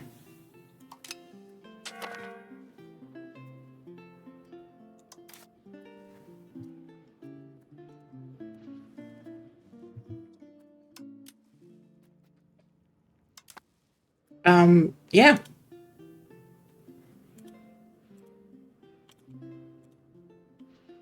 Oh yeah, and apparently you can. There's now also coming electoral clientism, which is basically that you can rig elections, which Nice. is not a good thing directly to have, because it grants you -5 legitimacy, and the more you do it, the more you get that. Bern has thought of professional armies. Ban! Yay! We stand some thinking riches. But yeah, that's everything in what they announced, and I just was like, holy shit, that's a good that's some good announcements, even though they have the usual. Well, we're improving on the basic of basically slavery again. It's like, god damn it, Paradox Detective. Why are you games like that? Why are you like that?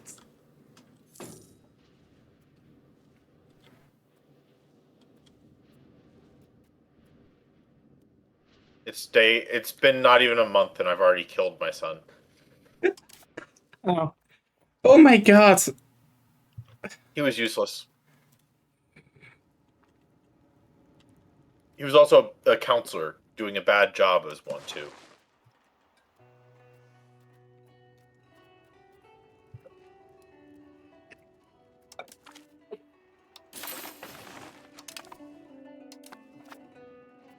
But yeah. I wouldn't even say that a lot of those plantation stuff will be used a lot. If you ask me, It will be used. it will be used, but I don't know how effective it's gonna be. Because every time they did it, it turns out if you just don't do that and just treat everything as what you want to do with plantations is the same thing you want to do now. You want to give other people investment rights, so they build them for you, because that's what the auto queue likes to do. After you sufficiently liberalized, and then if you have a big power block, you get investment the investment rights 2 thingy with the Kraken, and then you can, for half the cost, nationalize them.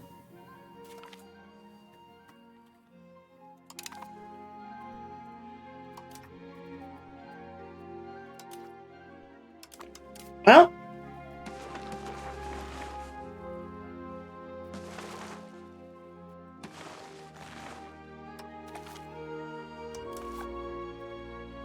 So on one hand, I kind of want to save up and build a road between Ankara and Bursa. On the other hand, I would like to start building horse, but I still have time. Chat, should I go for greedy infrastructure, or should I brace myself against the Black Death? Yes. You have to do both. Okay, I guess. You're not chat, but I obey.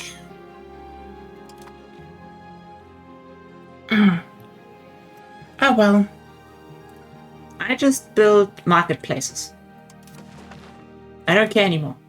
I need marketplaces. Lots of them.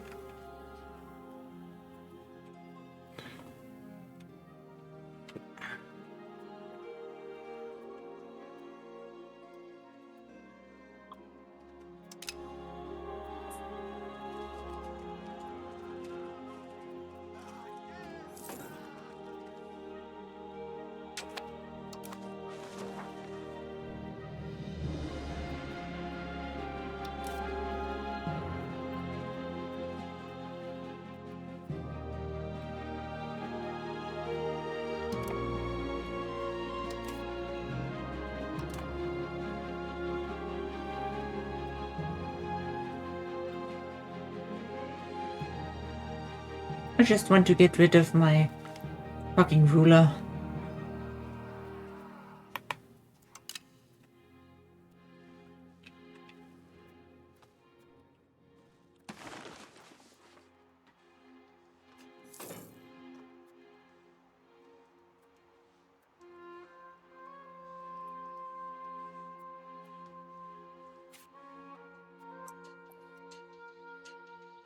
Yes, I can at least soon build the road, TM. And then maybe get a cheeky war in before I need to hunker down my country.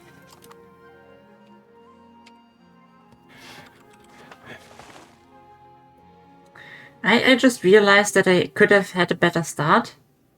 So I tried to get everything down so that I could build marketplaces for cheaper. But I think I should have just built them. Get more money earlier.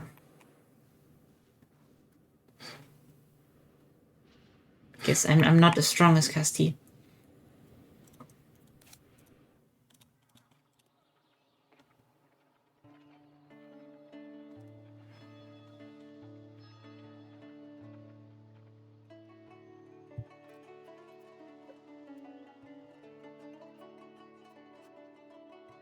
I don't know why, but I got Holsteinian and Lower Saxon patriots in my main town. In my IKEA. What are they doing here? Existing. Be a bit more tolerant.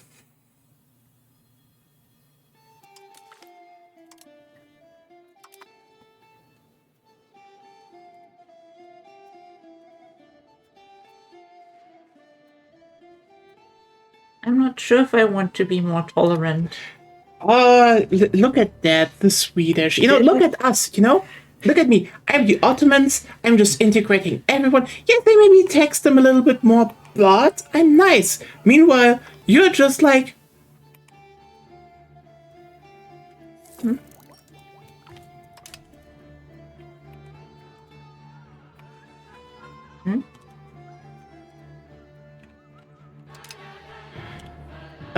I'm not sure I want to be more tolerant. This game is so wild. The IKEA is not open yet. I mean, Gossip Girl, there's a reason I say Wiki 3 is the evil simulator and EU5 is probably the super evil simulator. Because, I mean, what are you doing other than being a little shit?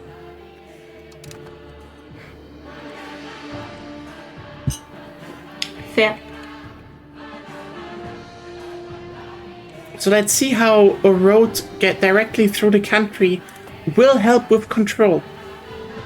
How do you ask your how do you ask your master country to allow you to declare wars? No. I think you need to be a different subject type.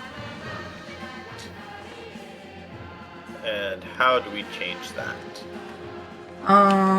There is War, probably. was one thing. There are probably subject or influence actions.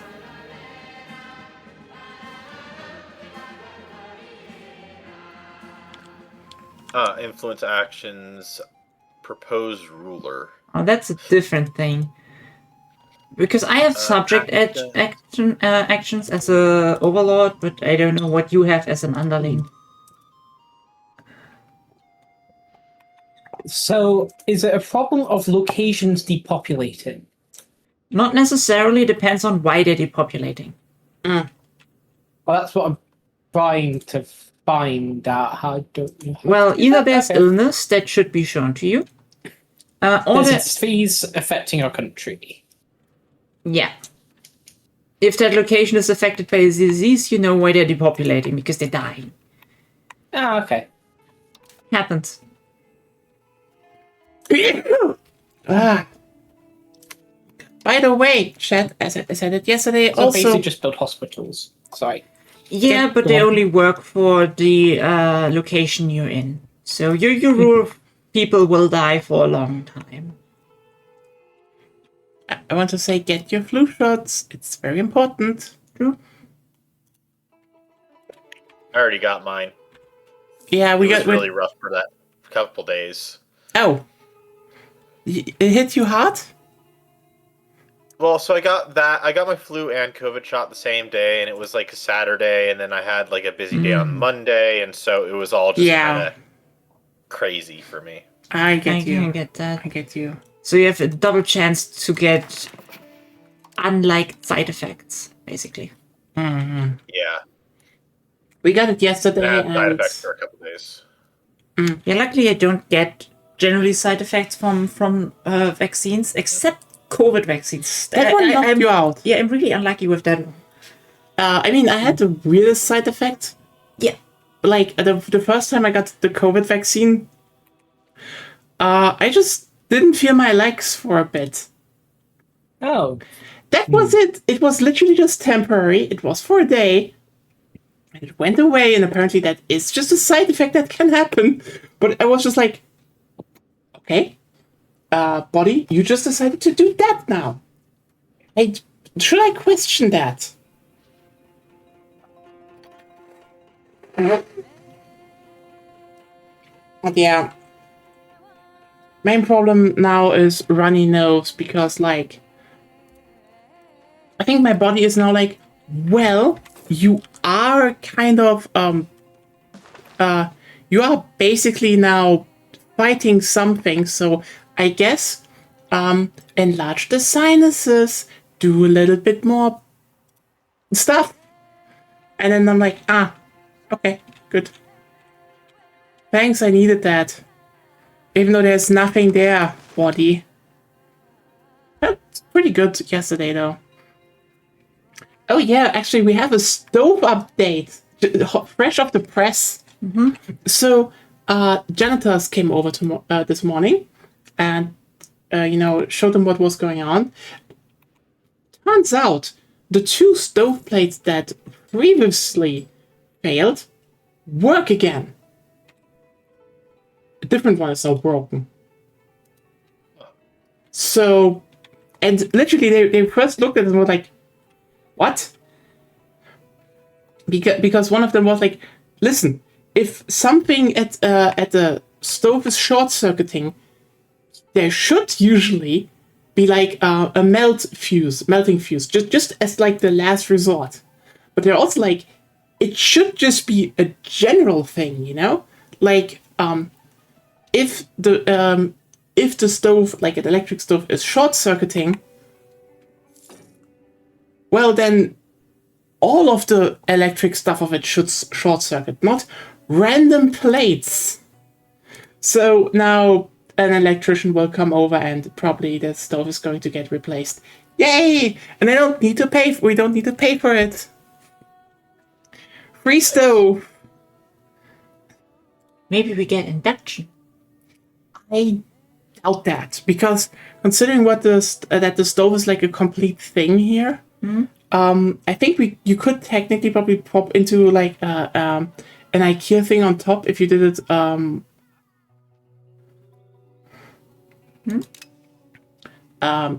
If you did it on your own, because I think something like that my parents did. But I think what's probably going to happen is they just take out the stove and the oven, and then we're probably just gonna get a new Saran field stovetop and oven. Hey, maybe the new oven has actually some sliders and more stable baking trays, so I can bake more. I could do a turkey in there. Oh, you know what I should do? A lamb leg. Like, just rub a lamb leg in a good marinade. And then just slowly put in the oven until it's done, and it's so delicious and juicy. Sure. Technically, you could even make what? Sure. Did you I'm always not hungry. What? I'm not hungry. I'm also not hungry, and this is a creative endeavor in my mind. I'm not creative.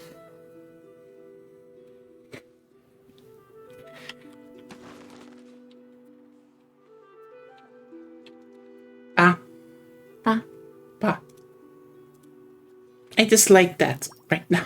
That's fair.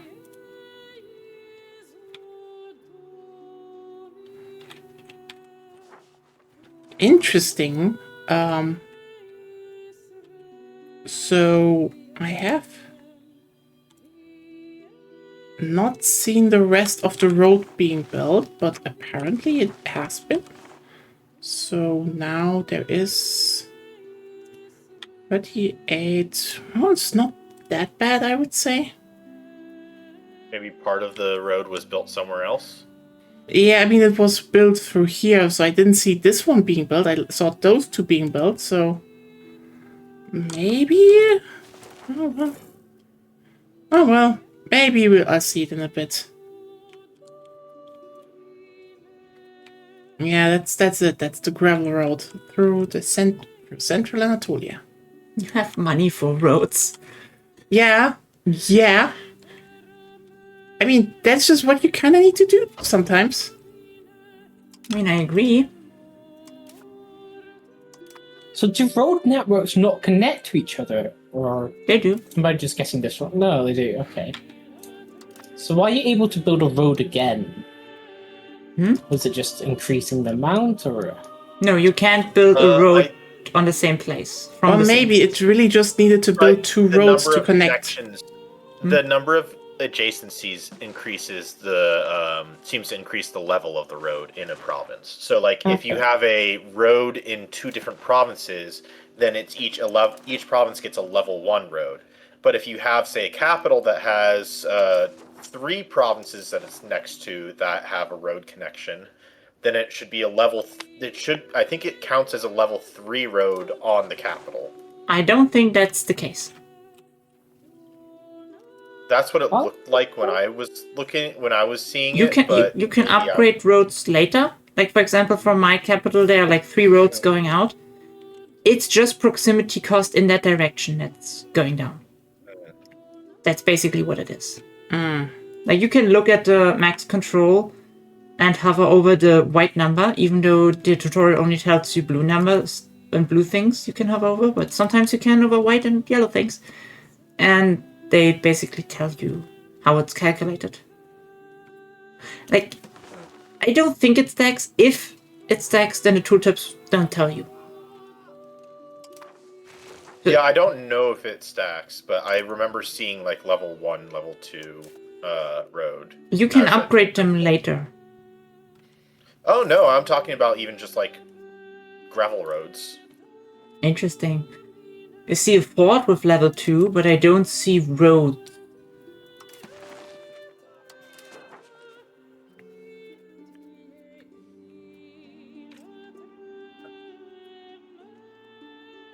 Well, I promise you, yesterday when I was playing, I saw a level 2 road. I didn't build it myself, but the Where was it? the estates built it. Yeah, but where was it? It was on. It was on my capital, and I Yeah. had a road going north, and I had a road going southeast.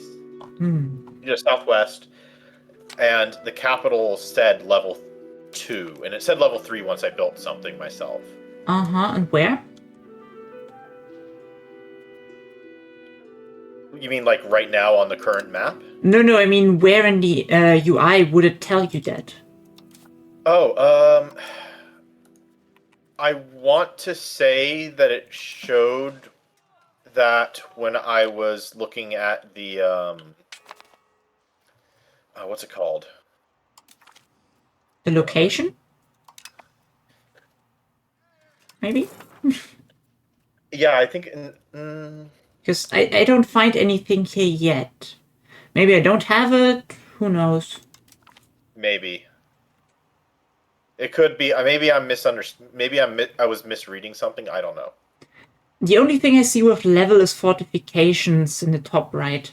Directly under provincial food. That could have been it, but it also might not have. Who knows? Yeah.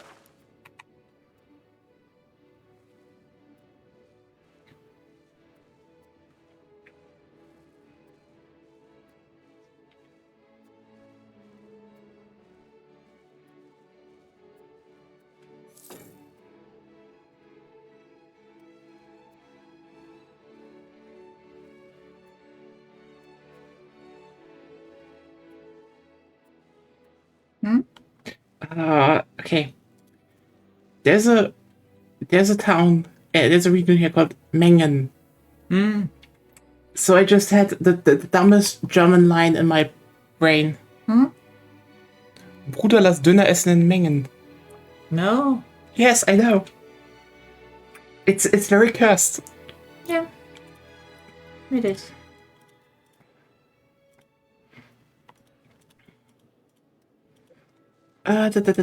So, okay. I know I have measles. Great. You know what? That's what you get for being in IKEA. Sweden That doesn't has want to more be illnesses. tolerant. Sweden has more illnesses than Brandenburg. I mean, how can you be IKEA if you are intolerant? It's not open. You cannot enter the IKEA if it's closed. Go away.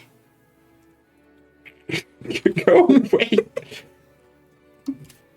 Otherwise, the faceless IKEA employees will get you. I guess.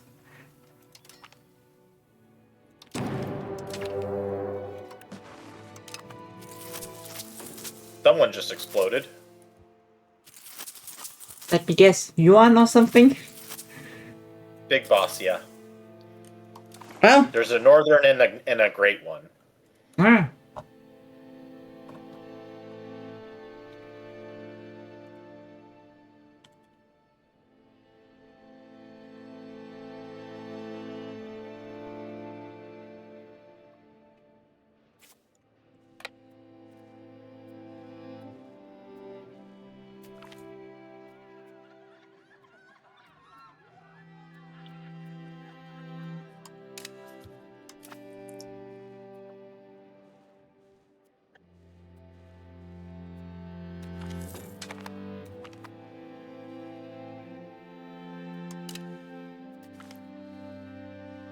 Oh, I just had a cursed idea. Mm-hmm. Play as Great Yuan or whichever Chinese or Asian country Mm-hmm. that has access to the Mandate of Heaven organization. And well, colonize West Virginia.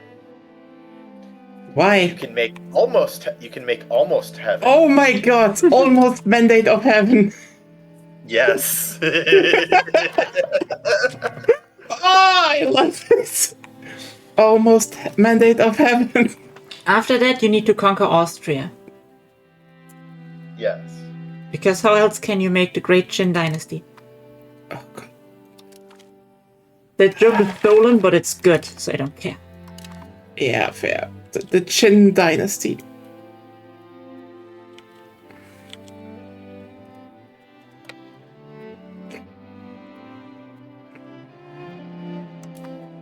Colonize West Virginia, said casually. As the Great Qing, by the way. Maybe they do it differently.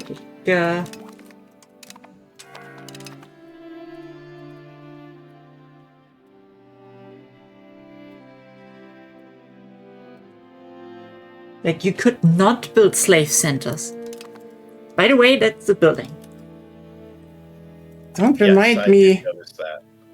I sadly have a slave economy. They're not bad. Why are you making it worse? I hate to say it, but gameplay-wise, they're not bad. They fill up your RGOs really fast. High priority workers, I guess.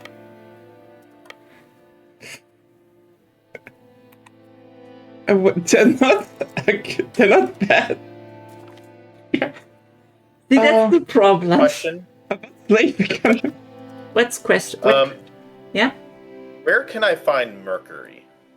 Somewhere else. In the tunas. Yeah, in the Tunis as well, but probably somewhere in China. It's relatively rare. They're eating it. Yeah, the Emperor told me that we're supposed to start injecting it into our asses, so we're gonna start doing that now. What? What? What? Yeah, I'm yeah, sorry. It's the What? Emperor's new. It's the new Emperor's method of immortality. We're gonna join them and try and do that. By the way, I'm just making shit up.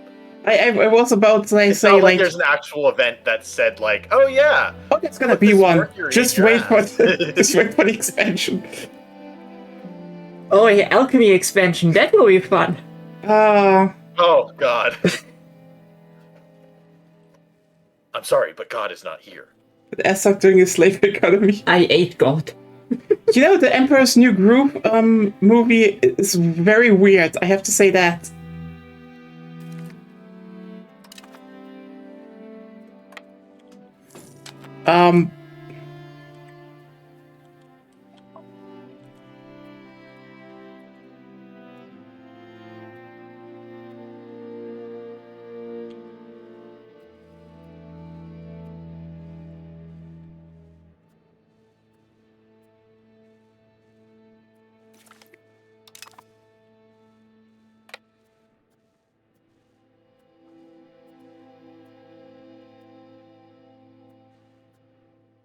At least my incompetent king is a scholar. He's also a greedy embezzler, but different thing. Yes.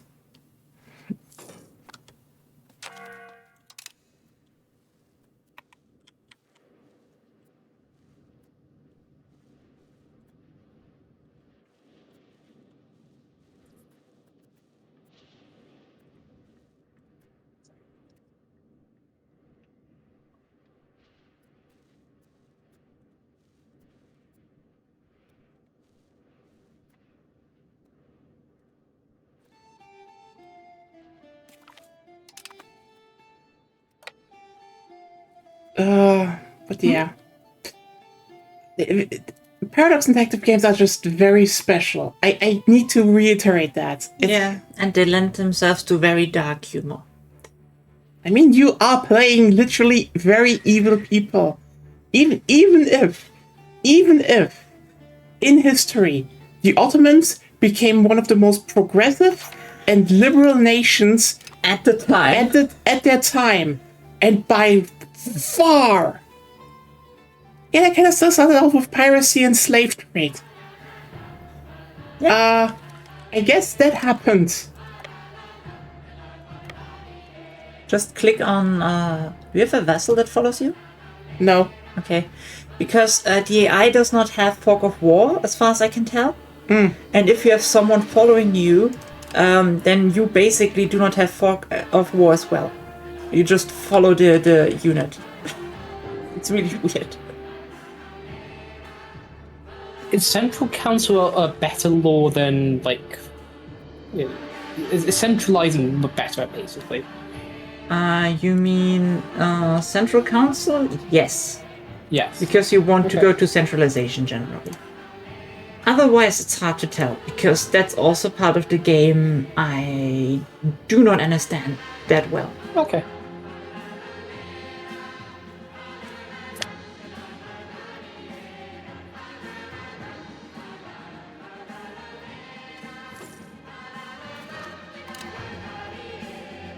Let's crush our enemies.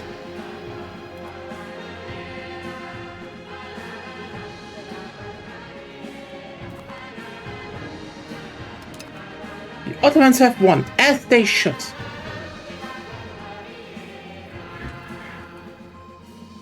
Honestly, it's always kind of... I always hate the fact that when you look at fantasy fiction, that so many people just are like, oh, I need a template for my new, empire, also, space empire, etc. And they always go for Rome. And I'm just like, the Ottomans are right there.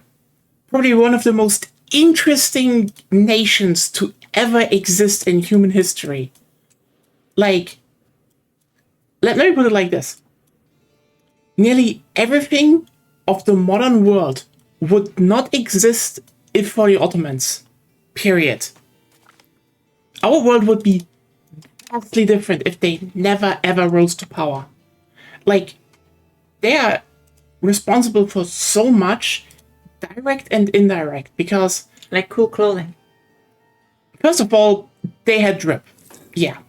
Second of all, like, the Ottomans just united basically everything that was Eastern Rome again. They were huge.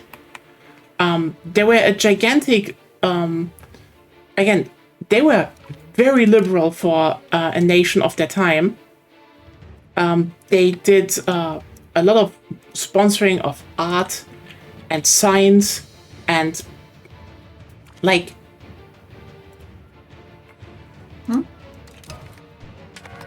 And like, quite literally, a lot of stuff we know, for example, as things from, like, or for example, bathhouses, coffee houses, like a lot of very much high culture in Europe, straight up imported from the Ottomans, period. Like, the Ottomans just brought all that to the forefront. Similarly, by the way, the Ottomans also were basically the reason the USA exists is because of the Ottomans. Okay. Yeah, kinda. Literally, like, the thing is, if you keep the only reason people from Europe actually went and to the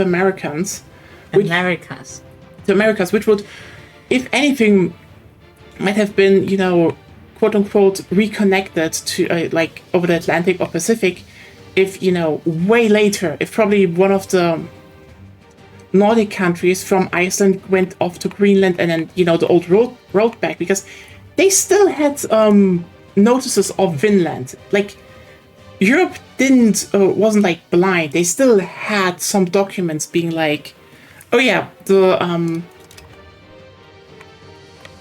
Vikings went somewhere. And we haven't been there in a long time. Oh, okay, I'm out of sync. You can try pressing resync. I can. No, not. the host can do it. Yeah, but the problem is my game is currently Now. there we go. Now you can go resync. Resync. Yeah, click. Okay. Let's see if Ruben can Oops, get back. Rejoining. Okay. It says. Yeah, here it says also you're joining. Yeah, basically all these things only happened because the Ottomans, conquered everything from Arabia to the Levant and Northern Africa. Because you know what they did? They fucking blocked the spice trade. Like, all the, especially, Portugal and Spain, which relied on that, by the way. They were like, a lot of those, Portugal and Spain had a lot of trade shippings into the Mediterranean to get, spice trade from the Silk Roads up to, Northern Europe, etc. They were like a heavy consumer of spices. And suddenly Ottomans were like, fuck you. We're blocking it and we're taxing it, and the prices are gonna skyrocket and we're gonna be rich. And that's the reason the Portuguese were like, fuck this shit. If they're gouging us, might as well look a way around for a way around that Africa thing down to our south with boats that might just be cheaper in the long run. Okay, we can start. And that's legitimately how that happened. That's better than Wiki 3 right now. What? The ability to resync that works. Yeah. Yeah, it told us already you were ready. Probably before it told you. And Let's start again? yeah.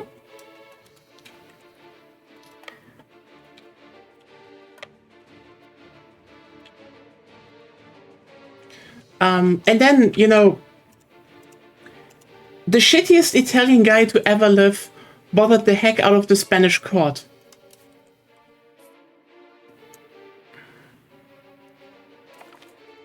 No, really, Yeah.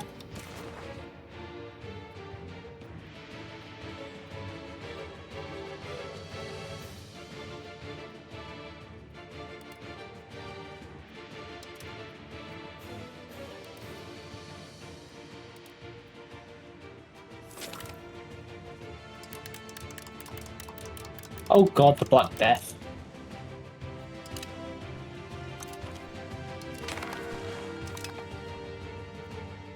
Yeah, it spawned. Nice. Not nice, but...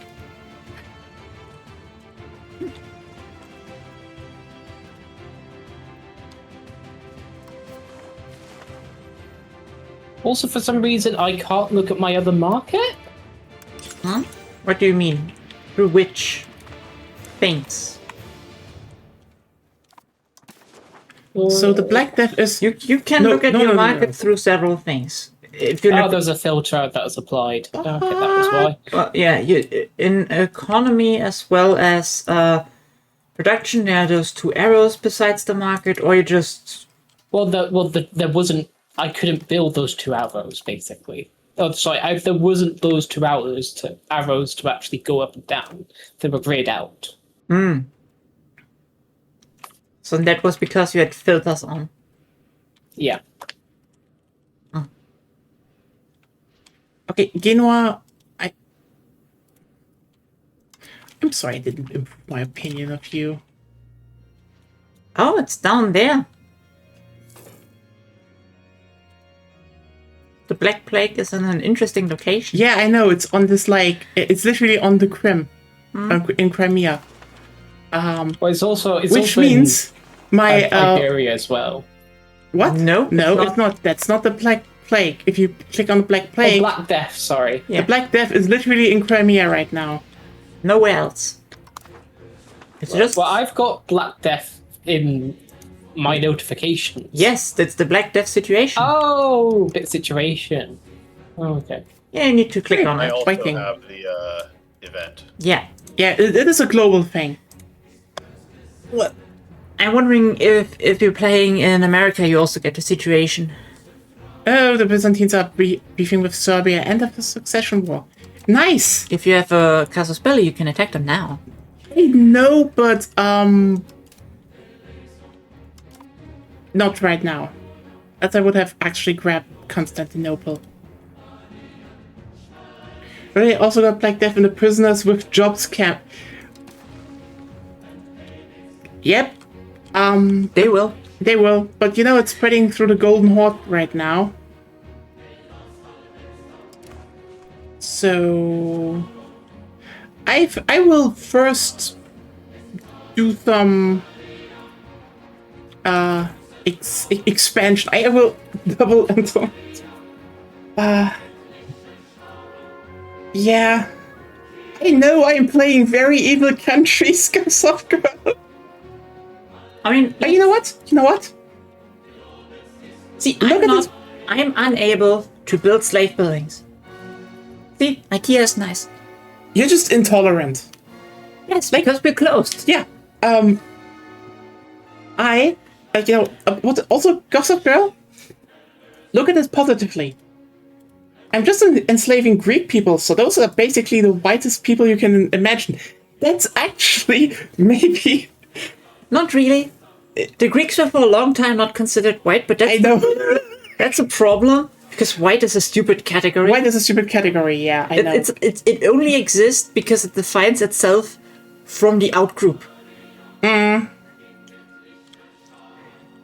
Like the moment we're finally getting rid of racism is the moment we stop using the category white. That's not wrong, I would Because say. either nobody is white or everybody is white, and at that point it's useless. Yeah. Like Irish people were considered not white for some time. Yep, and Italians. Yeah, and Italians as Yeah. well. Was I just asked to endorse some slavery? No, I don't want you to endorse it. I just want to point out that I'm not hitting African people. Yet. Yet. I don't know. Maybe at this point in time when I hit North Africa, I don't even Yeah, have slavery anymore. Technically, it would be very stupid of you because slavery is good in this game. Shut up! It's just a good game mechanic, that's all. It's bad. Everybody knows it's bad. You know what? You say that? I'm saying that confidently because everyone else is wearing diapers because they're eating horsey worms. So, they don't count. They're stupid poo-poo people. Because they're eating ivermectin. And diapers. No, they don't eat diapers, wait. But maybe, I mean, if you eat ivermectin, you might as well eat diapers. Get some fiber in there. Why?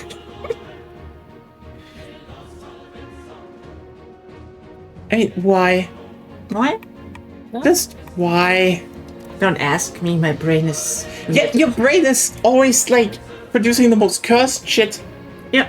in absolute turbo fashion. Yeah. So I ask again, why?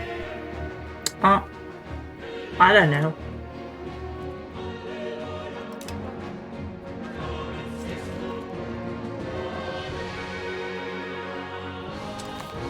So yeah, the Black Plague is now ripping through the Ottoman. Oh, it's in Italy! Whee! The pizza is infected. Mamma mia.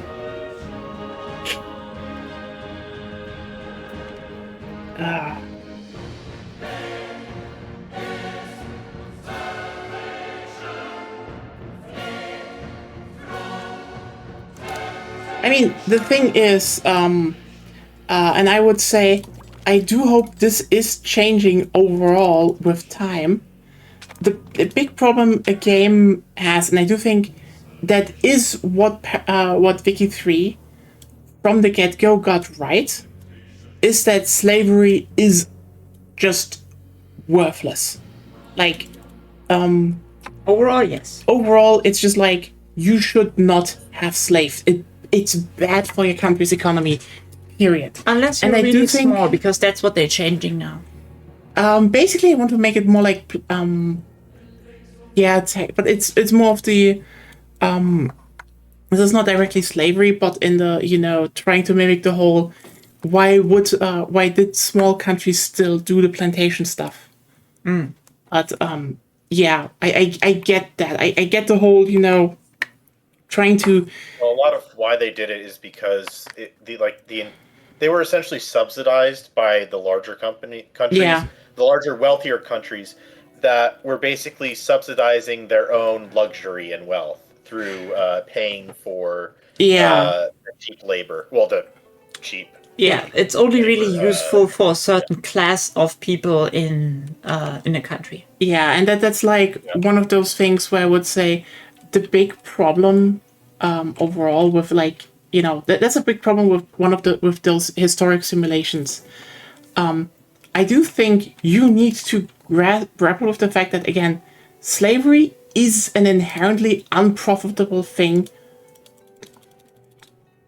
and then still try to kind of get it quote unquote right, as in like, why did it happen? Why did certain people kept doing it, without, if you want to have, again, a historical simulation of not basically swinging too harsh into one direction or the other. And let me just put it like this. Too many games fuck this up and make slavery way too viable. Yeah. I know this is weird to say, but No, Yeah. I think it's completely correct. That's simply wrong to do. yeah. Because I think a lot of people are just like, well, it's just slavery. It's just part of something. And like, Yes and no. no. Like, I'm sorry, slavery isn't just a piece you can...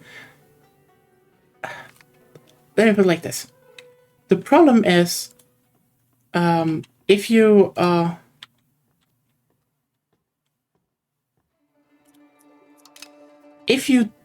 put slavery as a mechanic or part of a work of fiction into a work of fiction, you will inevitably make a statement or talk about one of the most destructive and inhumane institutions in human history. And that is, by the way, correct from ancient Roman slavery to, the modern chattel slavery, which was, the American chattel slavery, which was horrific. We technically still have some forms of slavery around, so Yeah. that So as well. you need to fucking get it right on why, for example, if you write fantasy, why is slavery a thing? Who does it? How is it legitimized? And most importantly, if I just keep seeing one more fucking isekai about, well, I just own this harem of girls as slaves and they're all fine with that, I will fucking smash someone's head in with a fucking steel pipe. Because what the fuck? How is that But yeah, so other normal? girls are pretty. Remember the extremely... It's funny in a morbid way. Premise of Rising of a Shield Hero. Oh, the rising of the incel hero. Yes. Oh god, not that one. Oh. Yes. The instant groaning. As you should do if you know what I'm talking Fair about. point. Just for the uninitiated or the blessed ignorant people, he buys a slave girl. She is like 8 or something, or maybe 12 at most. But she chooses in the end to keep the slave brand was it or color? I don't remember. It's a brand / crest. It's like a contract thing. Yes, it's super slavery. Because he's insecure and she knows that, but he saved her from the cold, from a cold specifically, which she would have died from, probably. And yep. So it's fine. So it's fine. Next up, she levels up because it has a leveling system. Not directly a bad one, but it's dime a dozen nowadays, so. And because she levels up, she is now a teenager, but only in body, not in mind. Yeah, that's the thing. Some of this would be borderline okay. Borderline, and this is very stretching things. Yeah. If it weren't for the fact that he actively says, "Oh, I see you as a daughter." And she still wants to fuck him. Yeah, he doesn't, Yeah. but Oh, you know what? From what I heard in the book, he does. Yeah, of course in the book he does. I mean, Remember that the first thing that happens to him is being accused of raping someone because women rule the country? Yeah, it's just, oh my god, this is such an insult shit. Yeah, you can only hate this. By the way, can I just point out that I can almost respect the move to invert the, don't worry, she is an adult, she's over 1,000 years old, but just looks like a child, into, don't worry, she's a child, but she looks like an adult. It's so. And the thing with the rulers of the country is so silly because they do it as like a bait and switch. Yeah. Because you start out with the king, and it seems like the king has all the powers, but no, he's just king consort. Like he only is in charge because his wife is away on diplomatic, like running, leading diplomatic stuff. Mm-hmm. Because he's not competent in that. Yeah. And also, like, I think further along the line, it talks about how, like, oh yeah, he used to be competent and used to be okay, but then he just kind of settled into his position and just was like, became power hungry and abusive.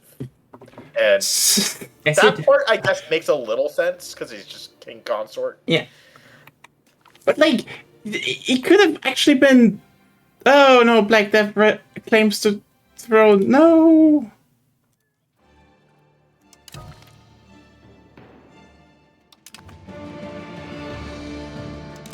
Whoa!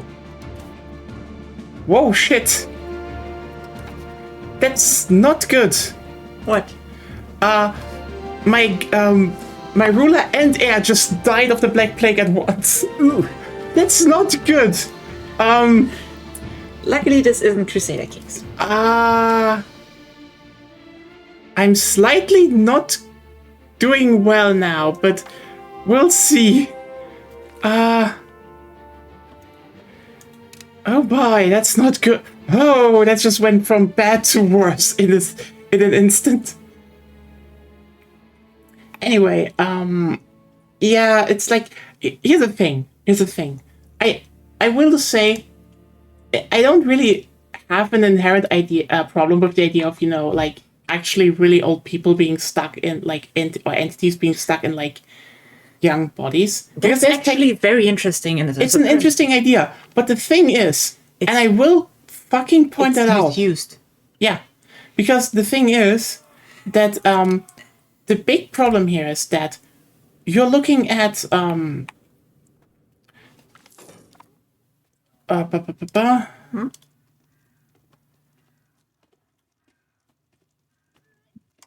The big problem here is that these characters are not written as adults.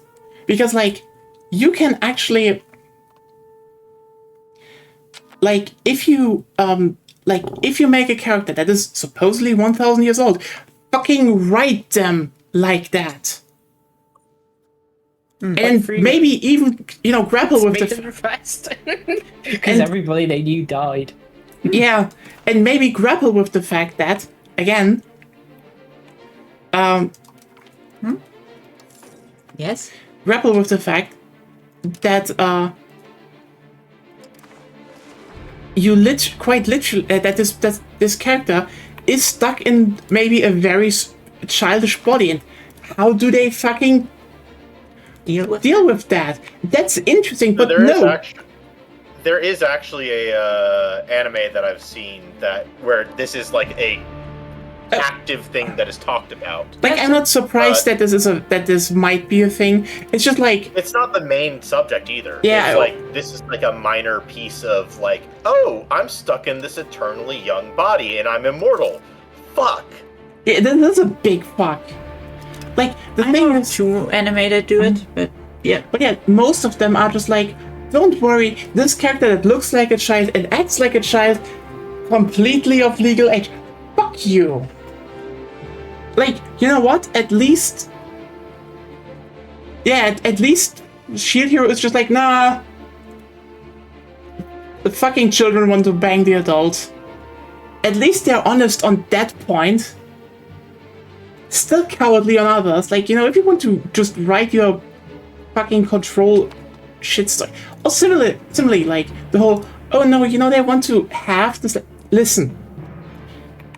If you want to have something like, you know, slave marks or slave things in your world.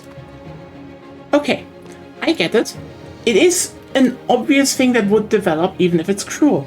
But again, then you need to, I need to point out that to a degree, first of all, you never grapple with, again, why, who, how, and how it's institutionalized, but also, crucially, can we just talk about the fact that why is there never a pairing in those stories about a literal kinky couple that just does it?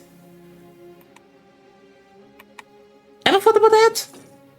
Ever thought about that for a second? Because I know I follow people on Blue Sky that would 100% do this shit if it was available.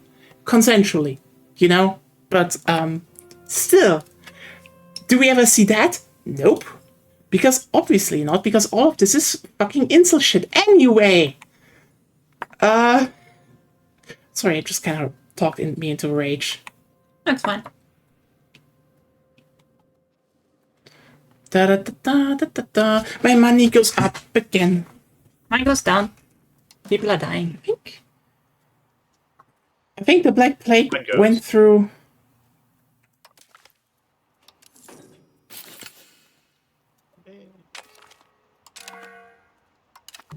My population literally has half. So, not the Black Plague.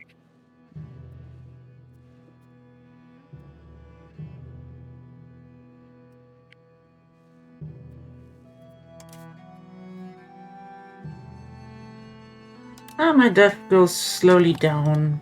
Population-wise, I think I'm better off than last time. Not smallpox! Why are you coming in now? You should have gotten the big pox. It's actually big pox. I will neither deny or confirm if that is true. You're gonna have to figure it out, I guess, on your own, I guess. Yes.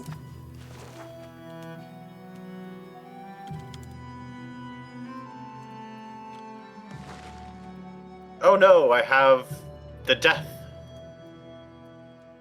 Oh, now it's arrived on your end.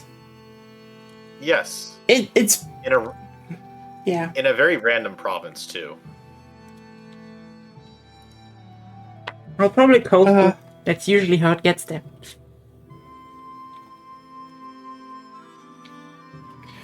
Oh, Duke of Bad Decisions, thank you for the follow. Hope you're enjoying your time here.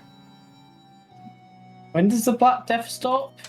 If enough of your people have built up immunity, you have still 3 provinces / locations to get rid of. Build hospitals. Build hospitals only increase disease resistance. It takes a while until it burns out. One of the most effective things is segregate the infected. Yep. And build hospitals. Yeah, but he did that already. So the population centers are safe. Mm-hmm. God, Please stop Black Plague. Please stop. Oh, smallpox are gone. Good.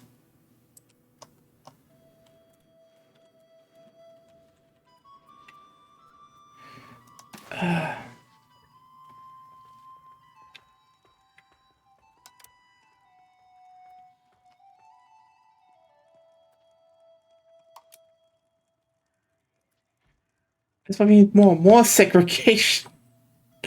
I mean, listen, if you don't have and if you're in these times, segregating stuff when the plague is going through a country, not the worst idea. True. Also trying to manage my finances so they're not completely shit. Well, that's the thing why you need to build up good stuff to get money without people because, well, they're dying.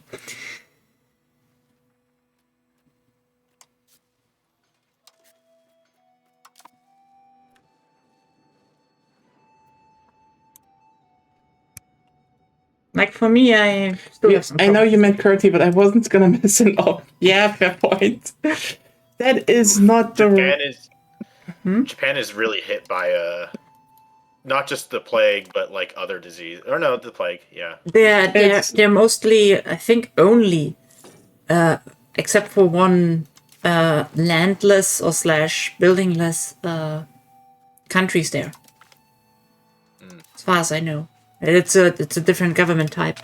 So I guess they can't really build hospitals. I can build them, but I don't have the mercury to put in them, so they're a little less effective. That's fine. They also need books. Like I didn't build any because I had a bad start. I just segregated the infected, and I'm still better. We may have. It tells you when it's done because the situation goes basically away. And yeah, it should be fine. Should be fine now because I'm not seeing like drops in people. So yeah, there's and no. also unpressed Cassia's belly. I don't know. Casus belli is a reason for war. Okay. It's literally Latin. That's the Latin word for it. On again, cat.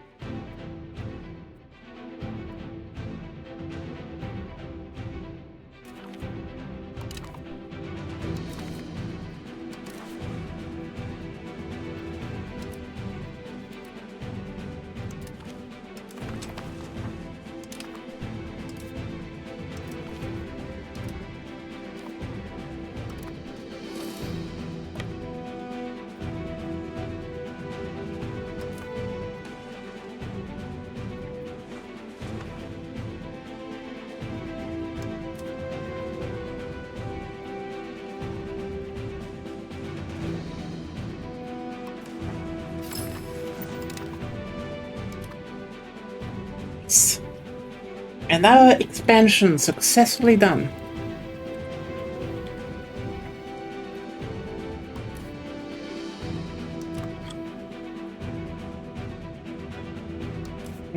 Microeconomy.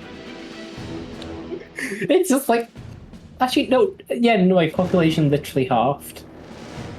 Yep. That's the plague for you. That's the plague. Everybody gets one. Everybody, you get the plague, and you get the plague, and you get the plague. Even the people over in America get the plague, but later. A different plague. How? God, why do you make it bad again? They get the 2.0 version of the plague. No! The 2.0 version. It's worse and more evil. Kinda. I don't know. Simply because Okay, here's the thing. after the Europeans figured out that people on the other side of the ocean do not have resistance to it, they also tried to spread it like maliciously. So I don't think they did that. yes, they did. Hey? Depends. It Yeah. Some happened tried. in some areas, It- but not all of them. Yeah, it wasn't also not that effective. But also but the sheer fact that some tried after they found it out, I think you could call it the general. Yeah, that is fair. I mean, I would also say that, but the worst already basically ripped through them, and that's what that's the thing with diseases. Yeah. Most people just didn't know about them. They happened, and yeah, it was very bad. Okay,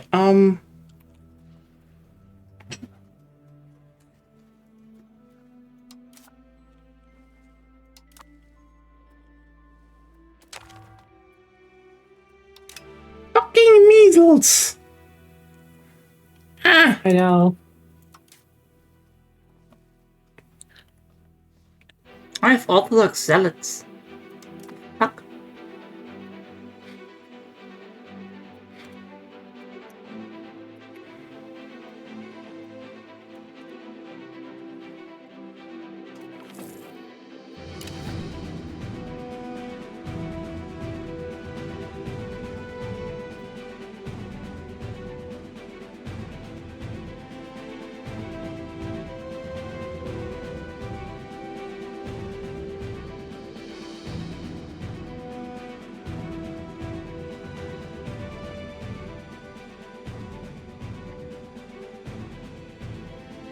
Da, da, da, da, da, da, da. Should I check? Because I'm a fair bit stronger than the Byzantine Empire right now. If you have already in your situation made them like you, like the culture, then sure. Like if you haven't seen it, you can go to society culture and try to accept them there.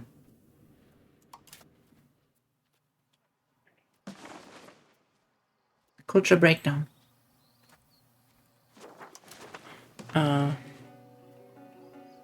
So you don't like each. That costs everything. Stop clicking without reading. We had that already. Yeah, okay. Add accepted culture. Yeah, it costs a bit, but Yeah, read if it fits in your accepted cultures thing. Oh, right, I pointed at it. See, that's how much you have space.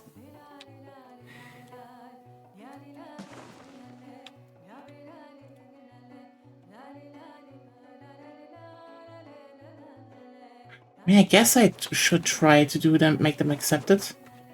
Yes. Just see if it, well, fits. Because if not, you get debuffs. I don't think it does. You can literally read how much it fills. How? Where? Capacity used if accepted. Too much. Yep.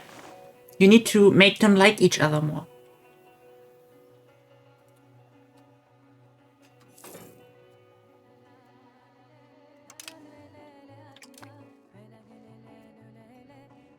Oh my god, it's going to take hundreds of months. So that's like a decade to recover. Do you know till which date the campaign goes? I know it's like 1700s, but still. 1836. At 77, I think. Really? Yeah, but you got to think about how slow we're going. Oh yeah, I And how know. long that's going to take. We are very much in the Renaissance days, still, yeah. yeah.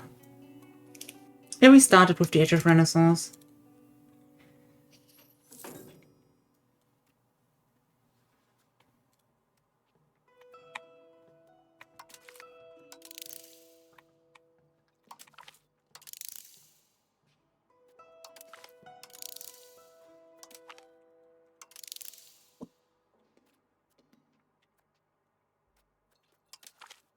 That's why I said it will take a while.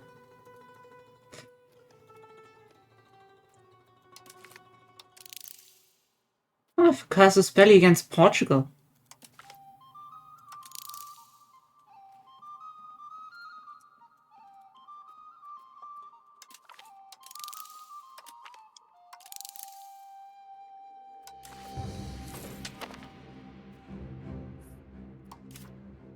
But I cannot declare war because... Oh yeah, my ruler is so insane, I have negative diplomats. That's right.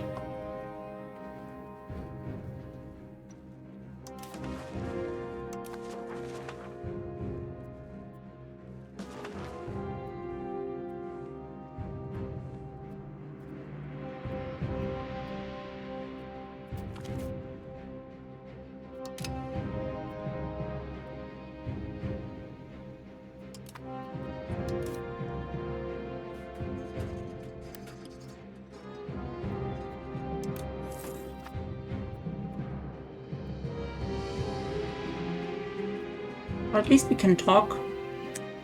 Is building fishing villages or farming villages sensible? Farming villages, I know, are good in things where you want to increase your food production. So study grains.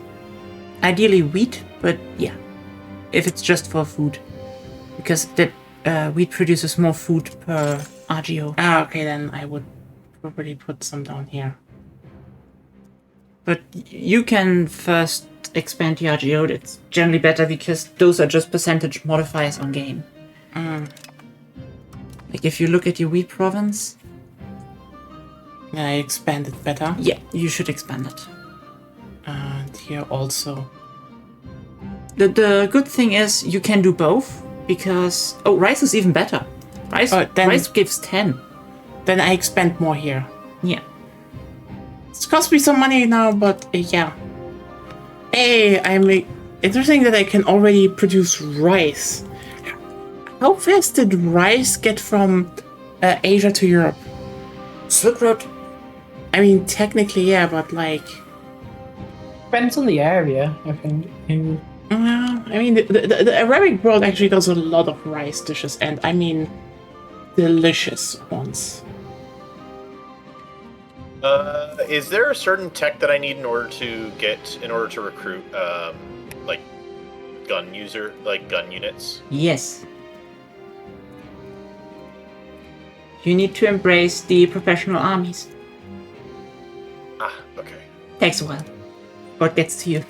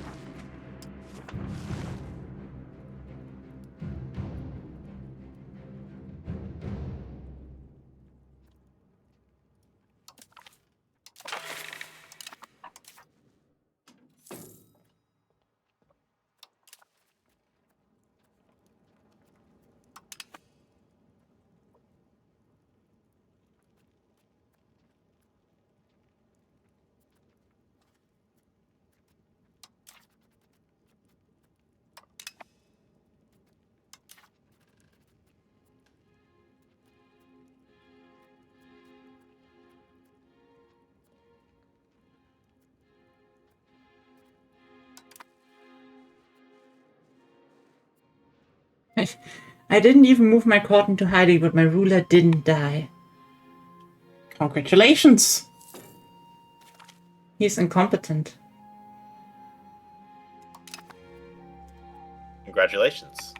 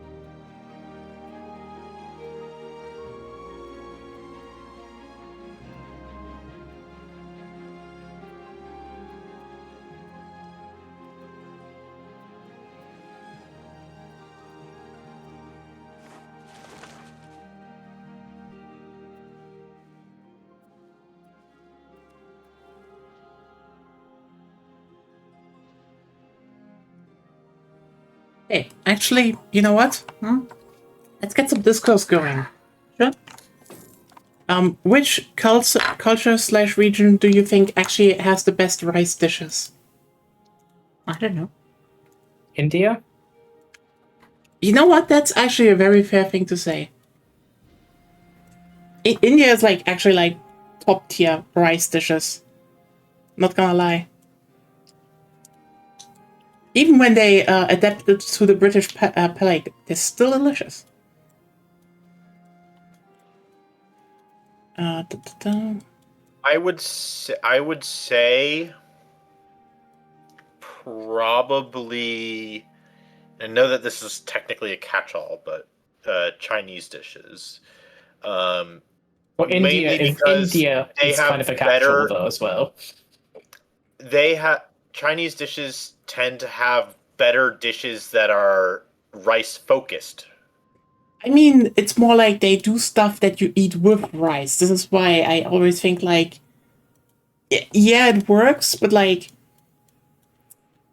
I would generally say in my opinion, Persian rice dishes and stuff are a bit better in my opinion. Maybe I'm just biased. I guess that's the irony, you know. I mean, there's a lot of great dishes with rice in the Chinese cuisine, but in how many dishes is rice the main ingredient? Fried rice, and probably also a bunch of others, but it's not really that known, are they?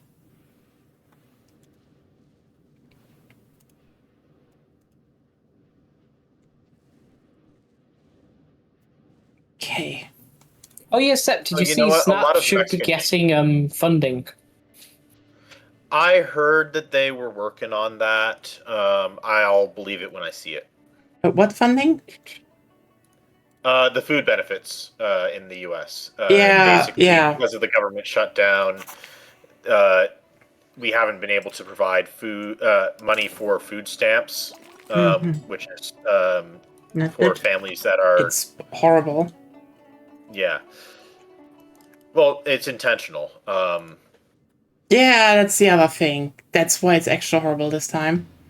Yeah. And anyways, the what is it?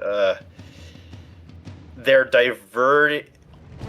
Basically, the Trump administration has continued to refuse to spend money on SNAP benefits from the emergency fund that was specifically set up and allocated by Congress in order to Yeah. spend for this specific kind of situation. And also, from what I heard, when stores were okay, shit, maybe we should at least give these people a discount, they were told you are not allowed to do that, which is That's why if someone goes, especially in the big chains, you generally don't see shoplifters. especially now. No.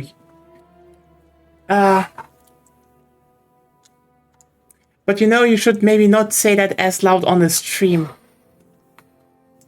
Just a big shop, you don't see them. Yeah, but they don't exist, that's true. We're just talking about things that don't exist. Regarding shoplifters, we see them. They just end up getting ignored because you're.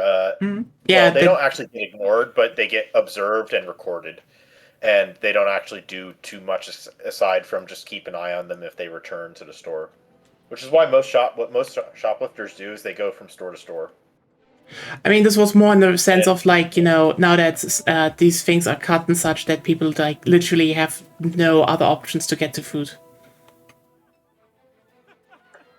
I mean, that was already a thing that was happening, so... Yeah, that's fair. That's true. But, I just want to point it out. God, why do we just keep... I did. I was just wrap this point up. So, no weird person at Amazon or Twitch is gonna be And that's only if you talk about unions.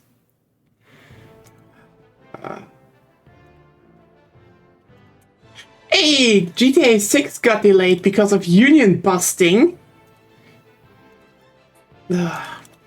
Is that like actually confirmed that That it is- was? Or... that is It's been confirmed to be delayed. Yeah, yes, it's been confirmed to be delayed, but is it? Yeah, it's because of that. Yes, because basically what Rockstar is trying to admit is they fired these people. They then said, "Oh, they were leaking classified information with no detail what that was," and I can guarantee you, it was talking about salaries. That's gonna be it. And then they delay it because right now, the people working on the game are literally revolting and striking. So that's why it's delayed. They're not working. They're pissed. So yeah, it's pretty legit what's happening there.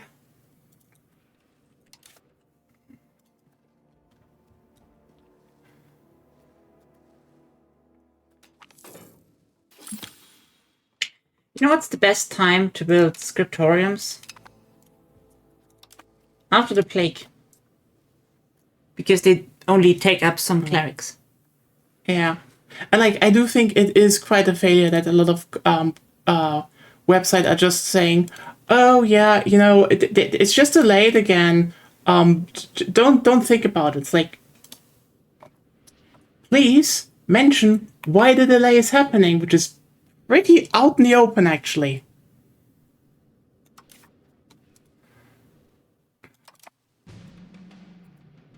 Yeah.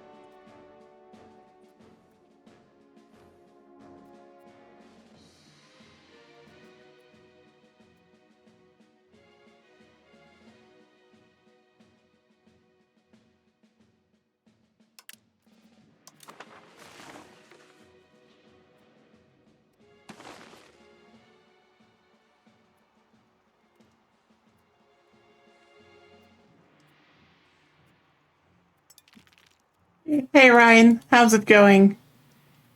The honk was noticed. It was very loud.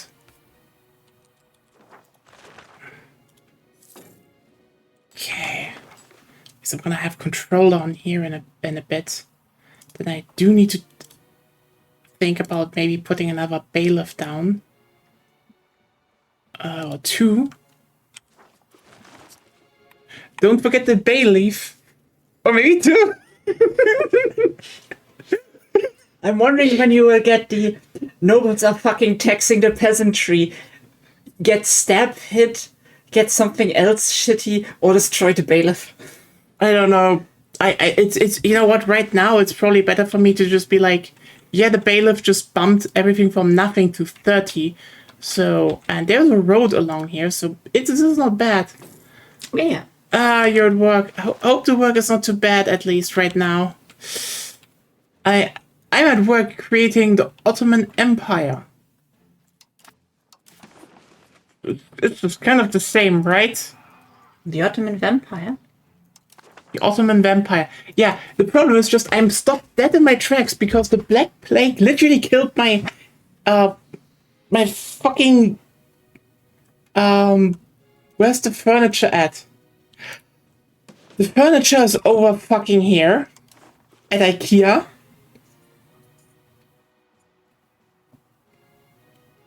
So yeah.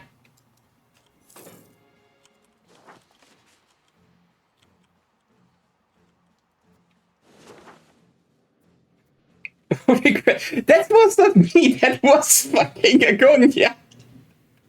She's playing Sweden. And by the way, how's it going, Spain? Portugal got Granada. Amazing.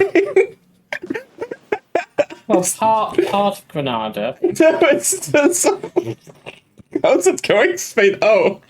It's more just I'm still trying to recover from COVID. We all- I mean the Black Death. We all are.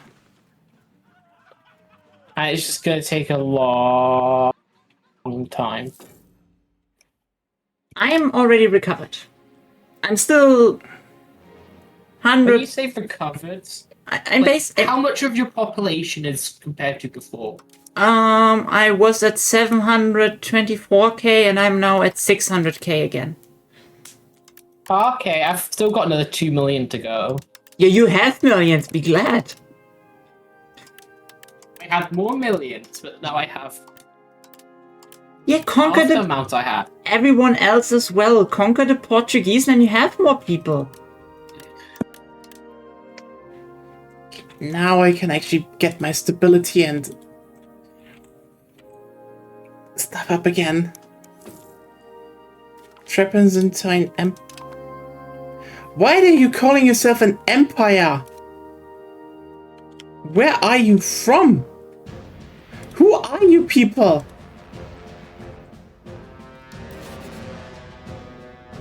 How are they so big? Trapezontine Empire. Huh? Probably a vessel or something. No.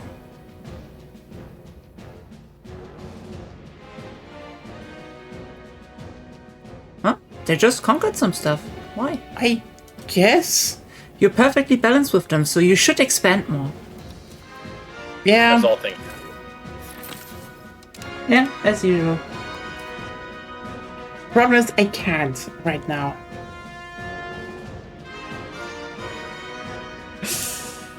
Yeah, because I'm a regent, so I can't actually just trigger my shit here. Oh yeah, right. Your whole dynasty died.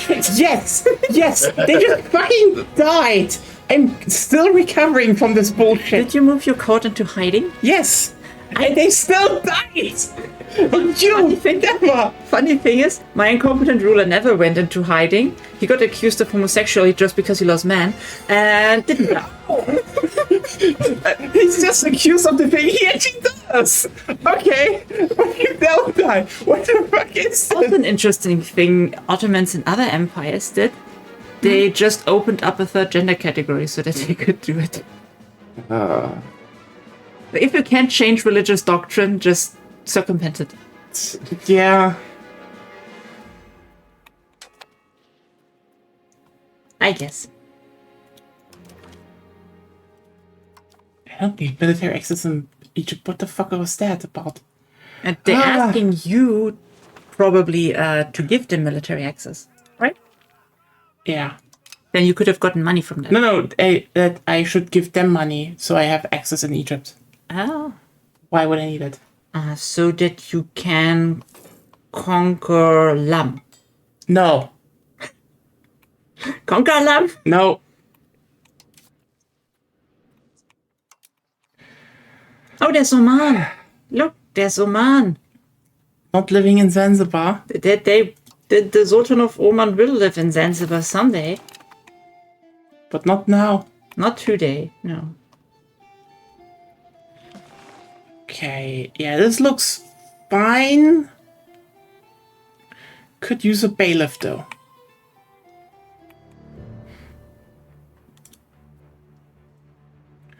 How much is a bailiff again?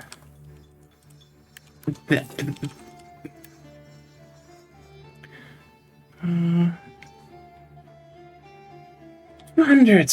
I need to wait. At least I still have an economy. I have books. How's it going, by the way, Ryan and Sine? Yeah, Ryan, yeah, work. That sucks.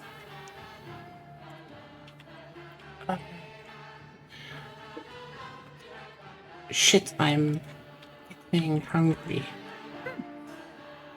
The whole country.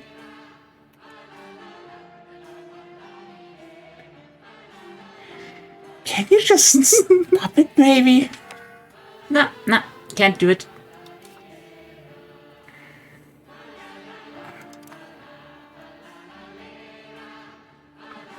I'm just so pissed that... You know what the worst part is? My heir is like 7 years old or so. It's like a little fucking Hosenscheißer. Was soll das?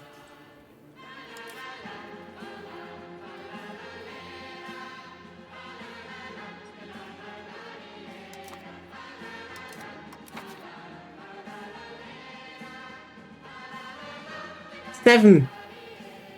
Shrewd. Okay, you know what? Nice. Good. Shrewd gives you what for Boney? Hey, What? Shrewd gives you what for Boney? Military ability increased during And education. administration. Yeah, so good. I want to get especially military stuff because we're the Ottomans. We're not the sit back and just hope for the best mans.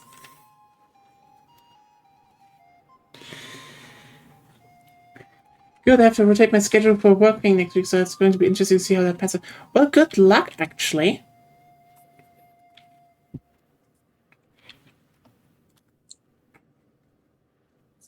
You know what the worst part is? I can't make anything warm. Yeah. On the off chance that our...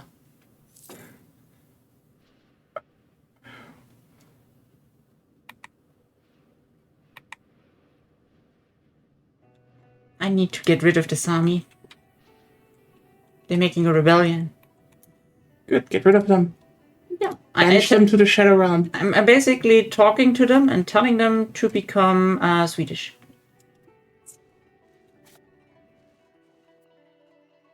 I'm already accepting the Finnish. So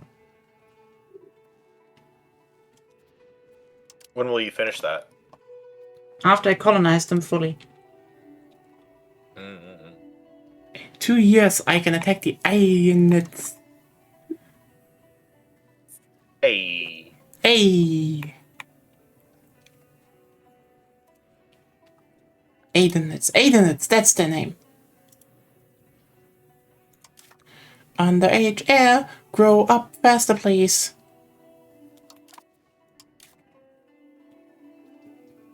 Pump 'em full with growth hormones, that's totally not gonna backfire.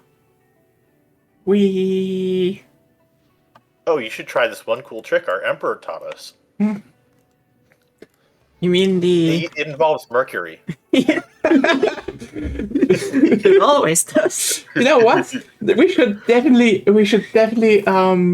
petition Paradox Interactive to have like an event like that for a Chinese expansion.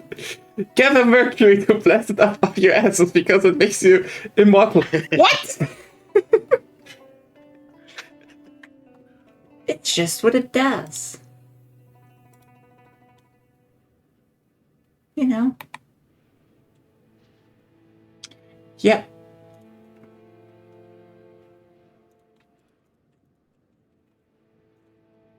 Okay, but what are we doing about my hunger now? Nothing. Eat chocolate. You're not helping. Yeah, I'm playing.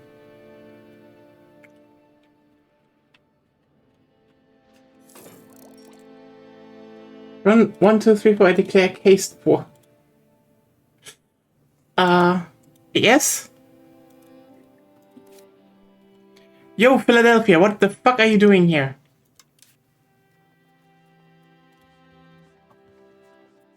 I have smallpox again.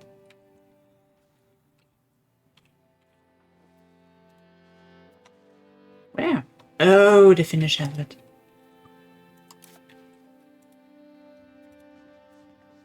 That's unfortunate.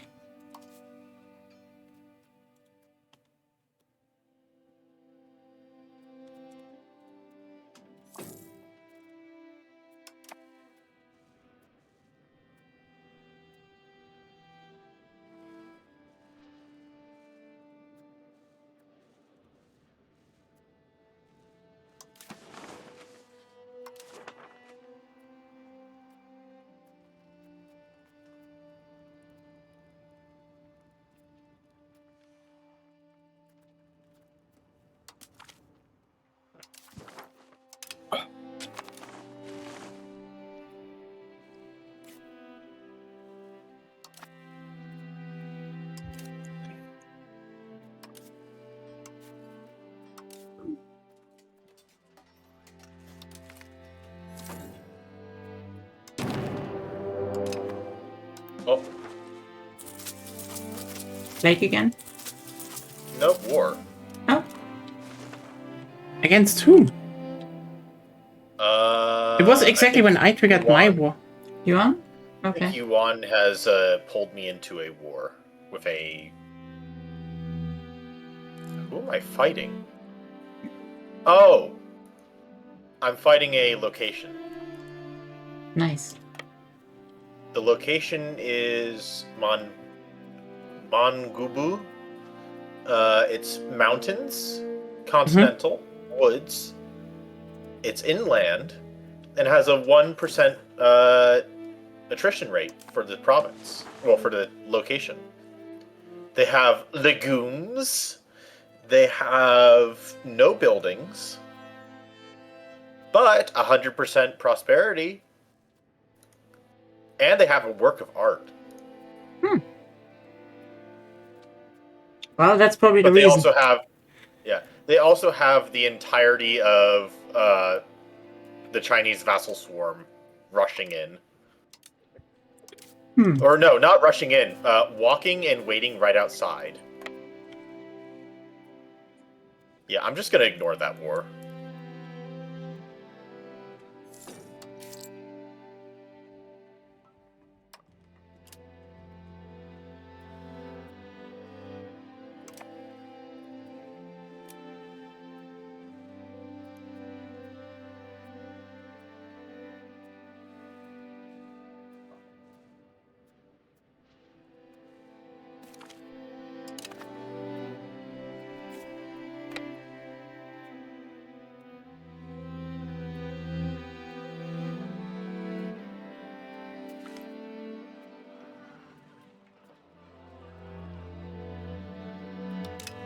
Probably want a royal court.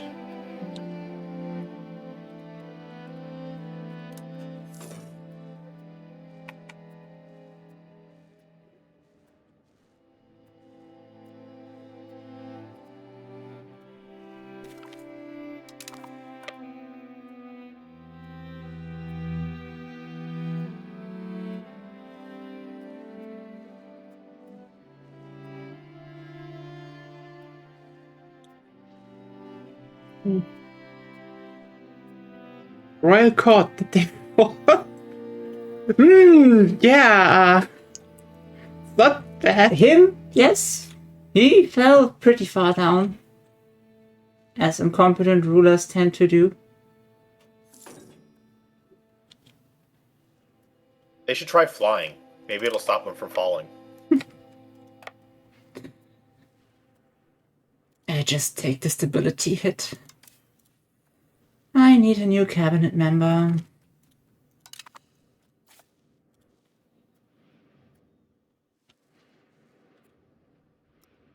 Oh, yeah, that one isn't bad. Just need the money now.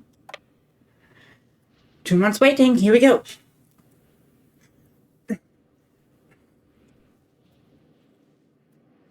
Have you had any time to watch any anime Yes, recently? We are Kat? actually watching a fuck ton of anime this season, and Ooh, what you watching? okay, so first of all, Tojima wants to be a Kamen Rider. I will not say anything. You will watch this show, and you'll be like, oh, I know where this is going. This is going to be, and then the next episode is like, no, I have no idea where this is going. This is off the rails. This is amazing. Okay. Okay, yeah. Which, what was the show? Tojima wants to be a Kamen Rider. Oh, okay, I thought that was like the name of an anime studio or something. Nope, that's the name of the anime, and it goes off the rails. Boku no Pico Macadamia. I have not hate watched the last season to end, so who knows when we catch up with that. But Tojima wants to be a Kamen Rider is so good. I mean, you don't It's need got an to. older art style as well. It's like pretty 2000s, isn't it? I mean, you don't need to. By the way, you don't need to be a Kamen Rider fan to get it. But like, because it's just one of I those have no things that idea you. what a Kamen Rider is. The original Power Ranger. Basically. Oh, okay. Sorry. No, it isn't. No, It is. Stop. No, it is not. Yes. No. Yes. No, Kamen Rider is Kamen Rider. Kamen Rider was just a masked hero Yes. from a... That's why I said the original Power Ranger, because that's where they got everything from.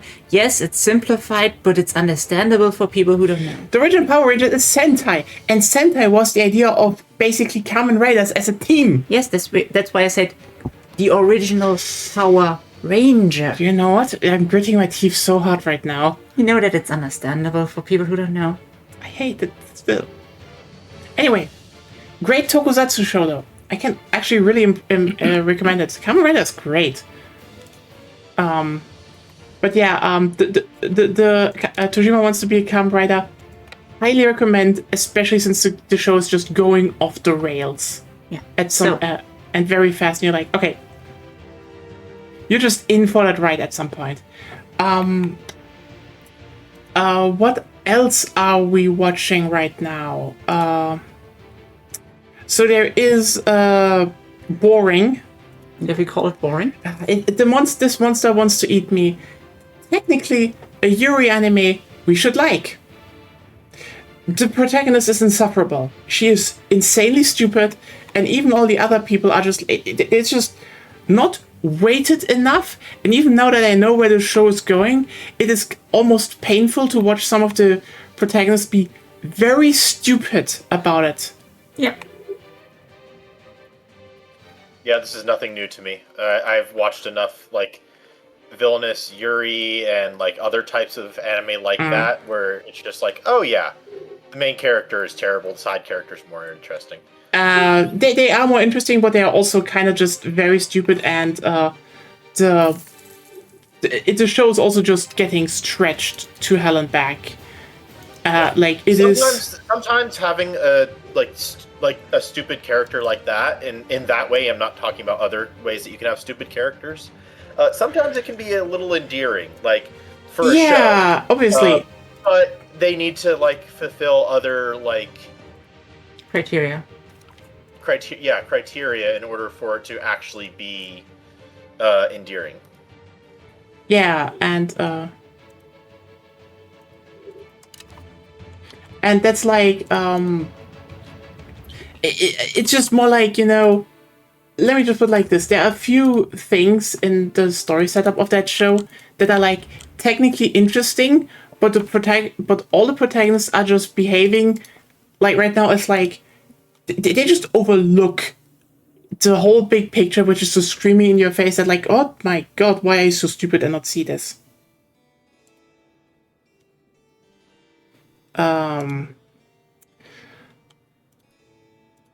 Then what else? Basically, we have the level of the assassin is outmatching that of the hero. Something like that. I don't know. Oh, interestingly, yeah, I saw the first episode of that. It looks interesting. It's one of those isekai where you just start and you're like, it's watchable. Okay, this is interesting. There's definitely way more going on. I did like that. It seemed like there was it felt like, oh, you've been dropped into a world. There is already lore. You will gradually learn it. It's instead of being the front-loaded.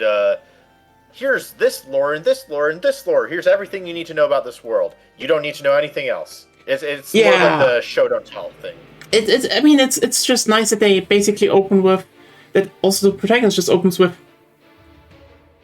Yeah, this is weird because basically the whole school class gets summoned, and they all have their classes, and one is a hero, and they should defeat the Demon King, and basically the protagonist instantly no, this is sus as fuck. I'm sneaking out of here because he's an assassin and has literally really good assassin abilities. So he's just yeah, this is not going in a good direction. So he just sneaks the fuck out and basically starts. I know that we talked about it before, but I do enjoy the hilariously. I enjoy both sides of this. The hilariously incompetent rulers who are evil as fuck and doing crazy shit, but I do like the competent rulers that are doing evil shit as well. Yeah, it's I'm gonna be honest with you. It's a good show. The problem is just after this introduction arc where you think, oh, hey, I know where this is. This is an interesting setup. It just that's bum rushing through the whole story arcs, and they're sometimes just weird, as if like either it's just badly written, you feel like it's badly written, but also then you have the feeling of is this badly written, or is this intentional? I don't know. Legitimately, did they just leave shit out?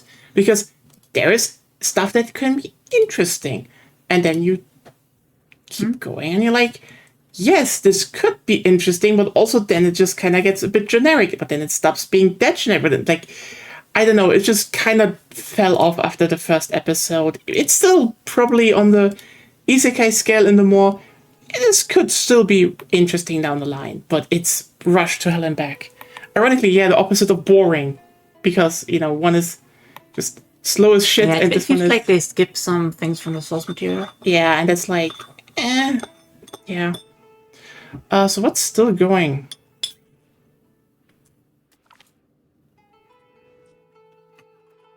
I would for me, I'm really enjoying this season. Show me the English name for this, please. Oh wait, hold on. Can I change that setting on the website? Yes. Go back to there. I'm really enjoying Dad is a Hero, Mom is a Spirit, I'm a Reincarnator. That one is fun. It's very cute. Mm-hmm. And I'm enjoying the second season of Uma Musume, Cinderella Grey. Yeah, we're not watching the Horse Girls. Oh yeah, Watch it. It's so good. It's basically if Blue Lock was actually done right and done well. I don't know what Blue Lock is, so... It was a Bad Cat and soccer Tsubasa anime that became really popular last year or whatever. Anyways, it got really bad and the animation went to shit. But Cygames is doing an amazing job adapting the manga, which was already pretty good in the first place. Let's see. Anyways, I recommend watching Cinderella Grey. We're also watching the villainous anime where she punches people. Oh my god, may I ask for one more thing? She is so wonderful. I love her. Is that the vampire one? No. No. What? No? Okay, that's... She is a normal person, and the basis of the story is basically that there is an isekai person. And it's a piece of shit. That part doesn't matter. I mean, it's kind of interesting how That's the part that will matter. Yeah. Kind of, but not really. I don't know where you are in the story, but it does matter a lot actually already. Oh no, I've already gone past the first entire arc in the manga. Okay, I'm just saying, if they do not do anything with it, then it's pointless that it's there. I think It's not pointless. It's just not as significant as it makes it. I mean, it's definitely a shit. I know where it's going or who's like actually behind her actions, but like, yeah, it's still kind of interesting because it opens with the very cliche. Well, oh hey, you're the villainess and you bullied this poor girl, and then she's like, you know what, you piece of shit.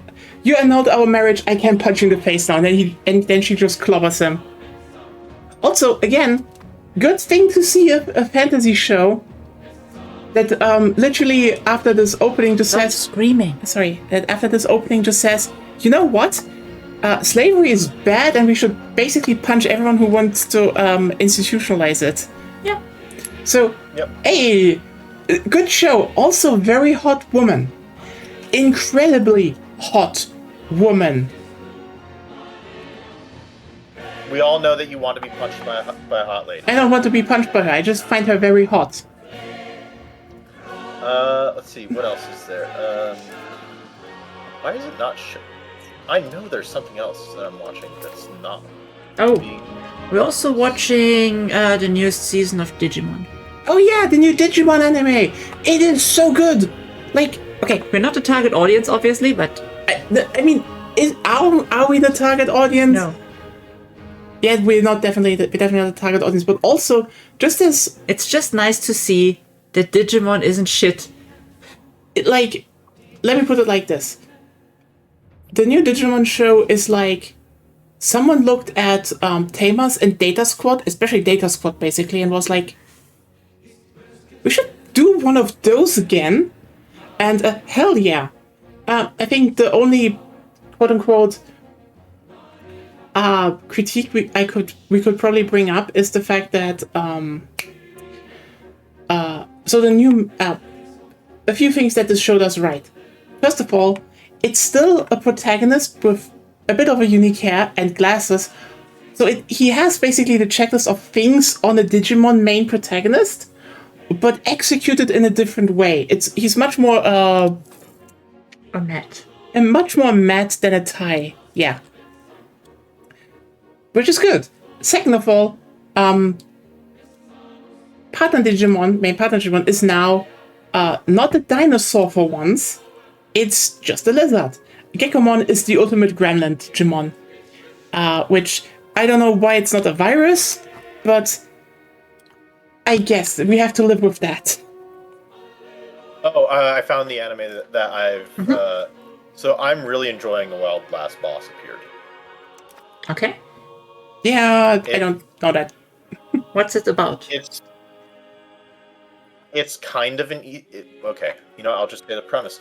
It's an isekai where basically a guy had been on an MMO and he was the top. Well, hold on. They were basically playing RuneScape, and he and a couple of people that he knew were the top players on the server, and they created a whole narrative where basically.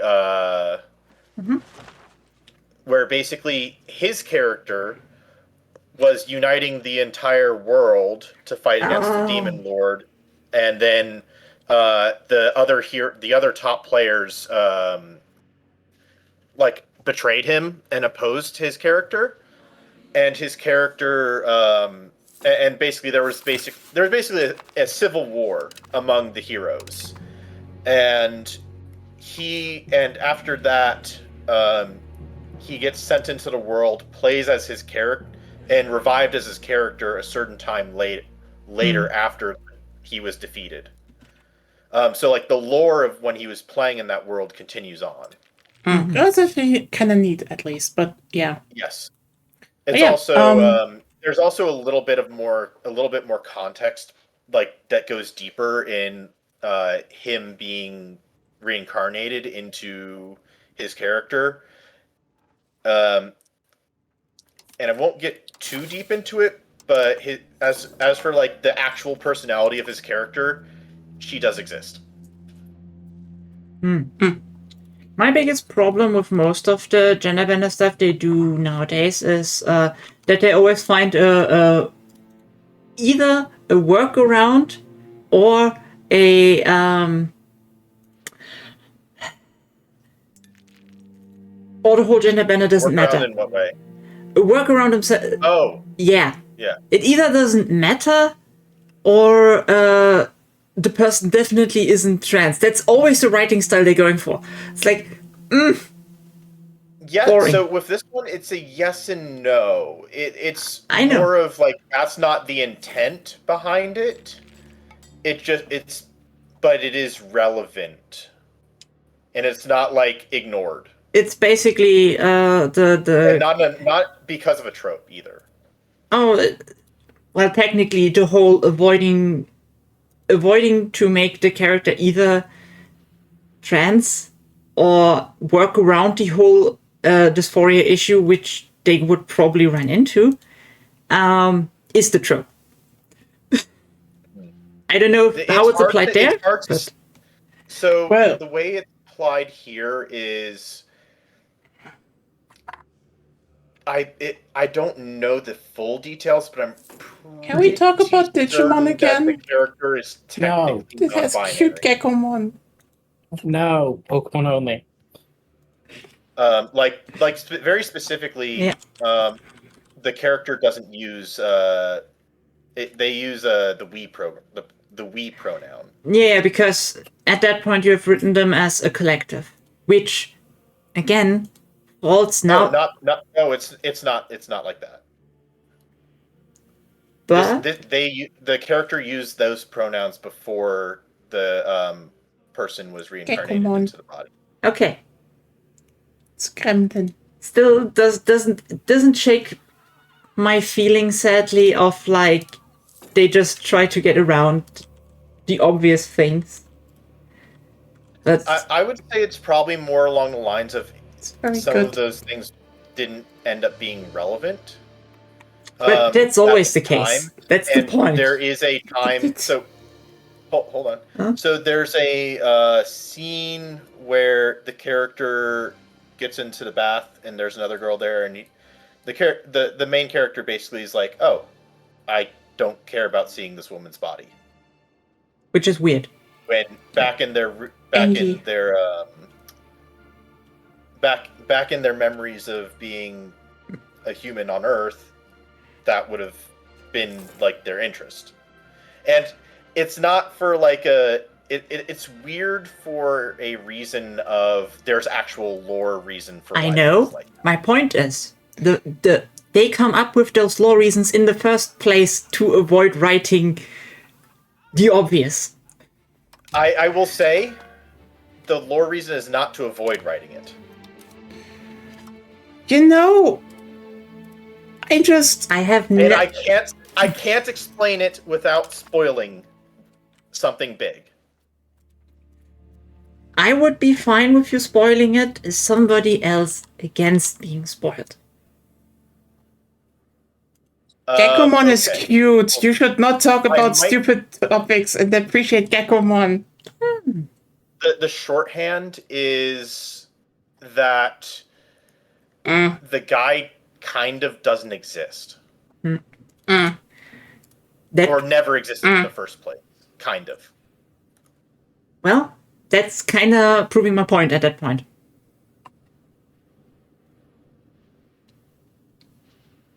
I'm probably not explaining this right. As everyone here probably knows or remembers, I'm terrible at explaining things. That's fair. I can just say from what you explained, that still falls under they just tried not to write about the obvious. That's why we have so much, reincarnation works like this, or like this, or like that. Just never write anyone actually, like, sitting themselves down and thinking about gender.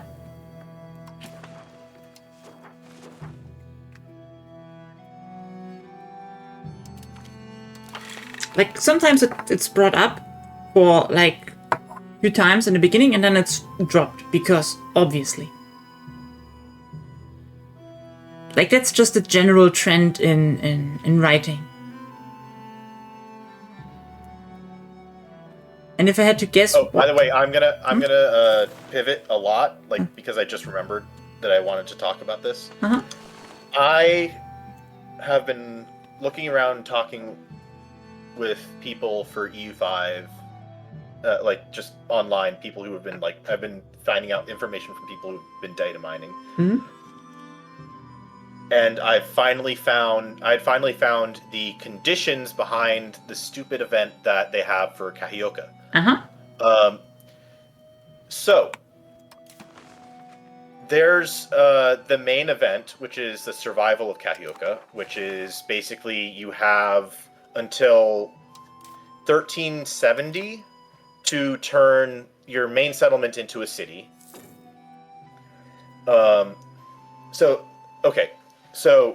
after 1370, you can have an event called the Shadow over Kahioka's Fire. If you have less than negative 20 stability, less than 50 tribal cohesion, less than 25 prestige, the population in your capital is less than 20k, and if the development in that settlement is less than 13. If any of those happen, that event will fire, and that event will cause then give you a 100-year debuff that will basically provide a massive like debuff and negative effect on your capital and country. It's things like you get negative development, you get negative migration attraction, a whole bunch of other things. Plus, on top of that, you get the opportunity for an event called the Plight of Kahioka to fire if you fulfill certain conditions. Those conditions being if your stability is less than -15, or if your tribal cohesion is less than 60, you will get events that are what's it called?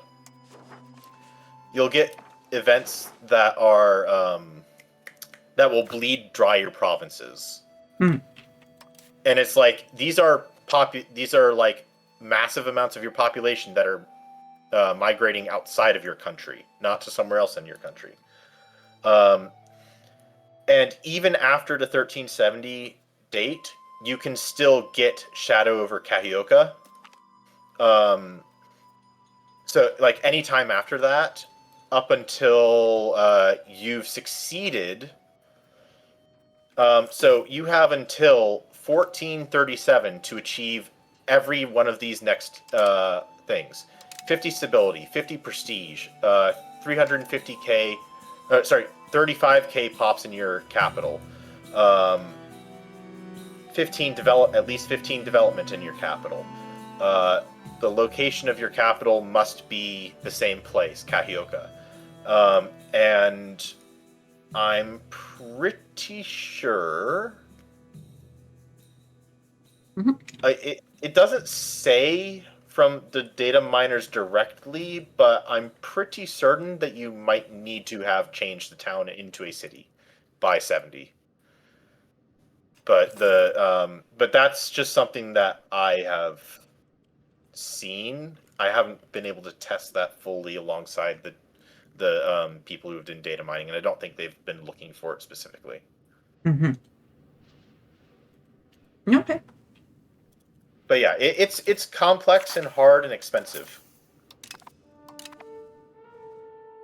Because you don't really have any good ways to do some things like what's it called?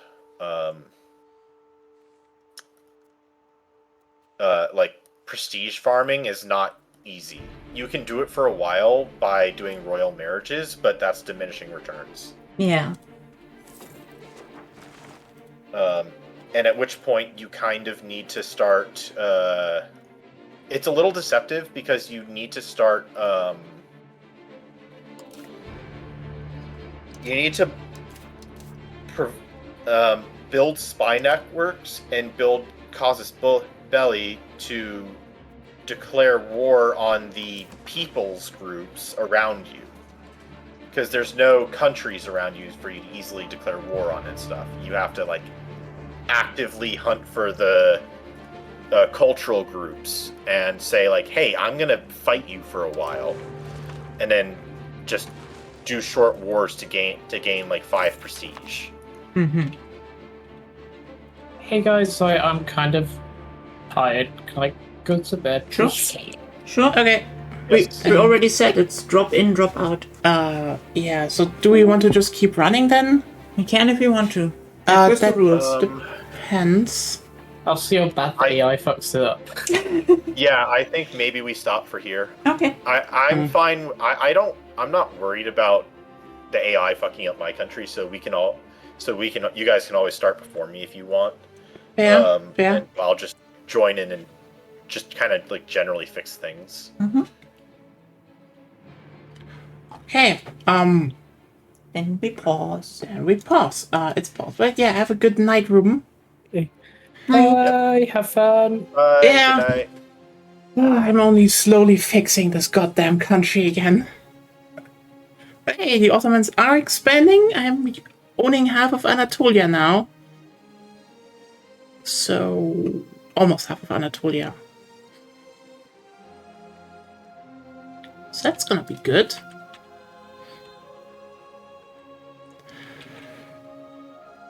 Okay, by the way, do we want to keep yapping? We can. Even after... Okay. Then, let's actually do that. So, yeah, you know what, everyone? Thanks for being here. Obviously, we're tuning everything off here once. And, yeah, thanks for being here for Wiki 3, not Wiki 3, Europa Universalis 5.